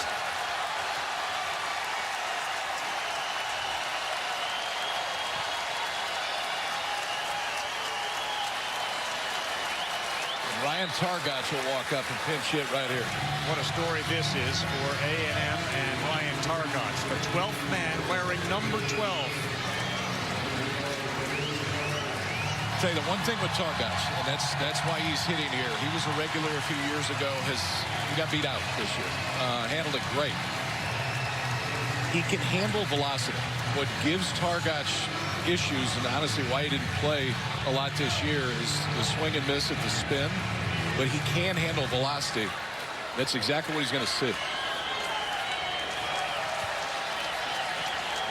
Well, the stage is set.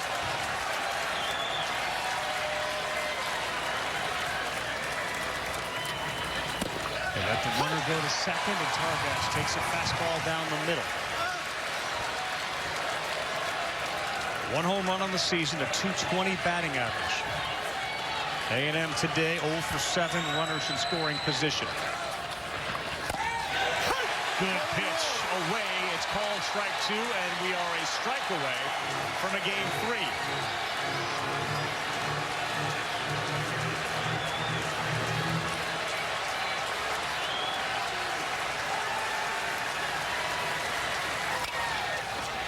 Took a big rip at it and fouled it out of play.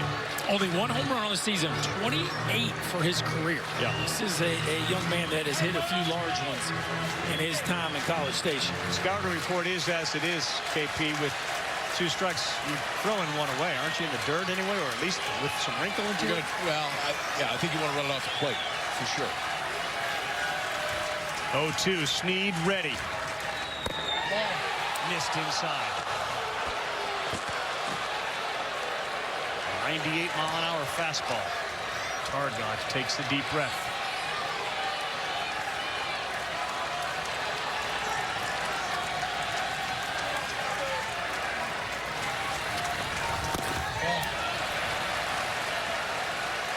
All fastballs to a fastball hitter.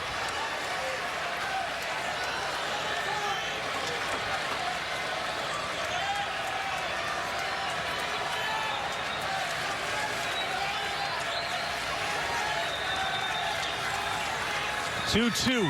Oh, did he turn around that fastball? But he pulled it foul. Well, will that give you something to think about? Nothing but heaters so far. And it's been the book on Targac is you can throw it as hard as you want. He can turn it around. But if you make it spin, that's when he has a hard time with. The challenge is Snead's best stuff is his fastball. And that's where he lives. He throws 75, 80% fastballs.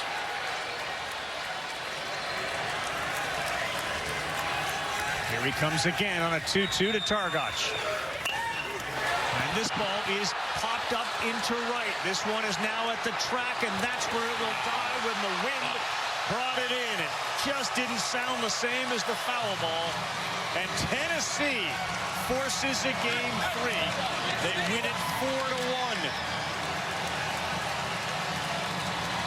I feel like that's a little prelude to what we're going to get tomorrow night. This one feels like we're set up for one heck of a game 3. Tennessee responds. A&M wins game 1. Tennessee wins round 2. And the long ball, KP, got it done for them. It's been Tennessee the entire year. I mean, the highest percentage of runs scored via the home run than anybody else in college baseball. All 4 tonight scored on 2 two-run shots, and I totally agree. Like, this series needed to be 3 games. Just felt that way to figure out who gets the ring tomorrow night. Lampkin, Segrist, and everybody else that's available will be available to pitch for a game 3. One of these 2 teams will win a championship. It'll be the schools first. That's how it ended. Balls left the yard. Tennessee comes back after trailing 1-0. They scored 2 in the 7th, 2 in the 8th. And we will be back here tomorrow at 7 Eastern on ESPN for game 3 of the NCAA Men's College World Series Finals. It doesn't get any better than that. For Kyle Peterson, Chris Burke, Chris Button, our entire crew, including Scotty Gustafson and Scott Johnson, and the men and women behind the scenes that make it all possible. We got one more from Omaha. It's game 3. Tennessee is the winner, 4-1. And I'm Carl Ravitch. So long, everybody.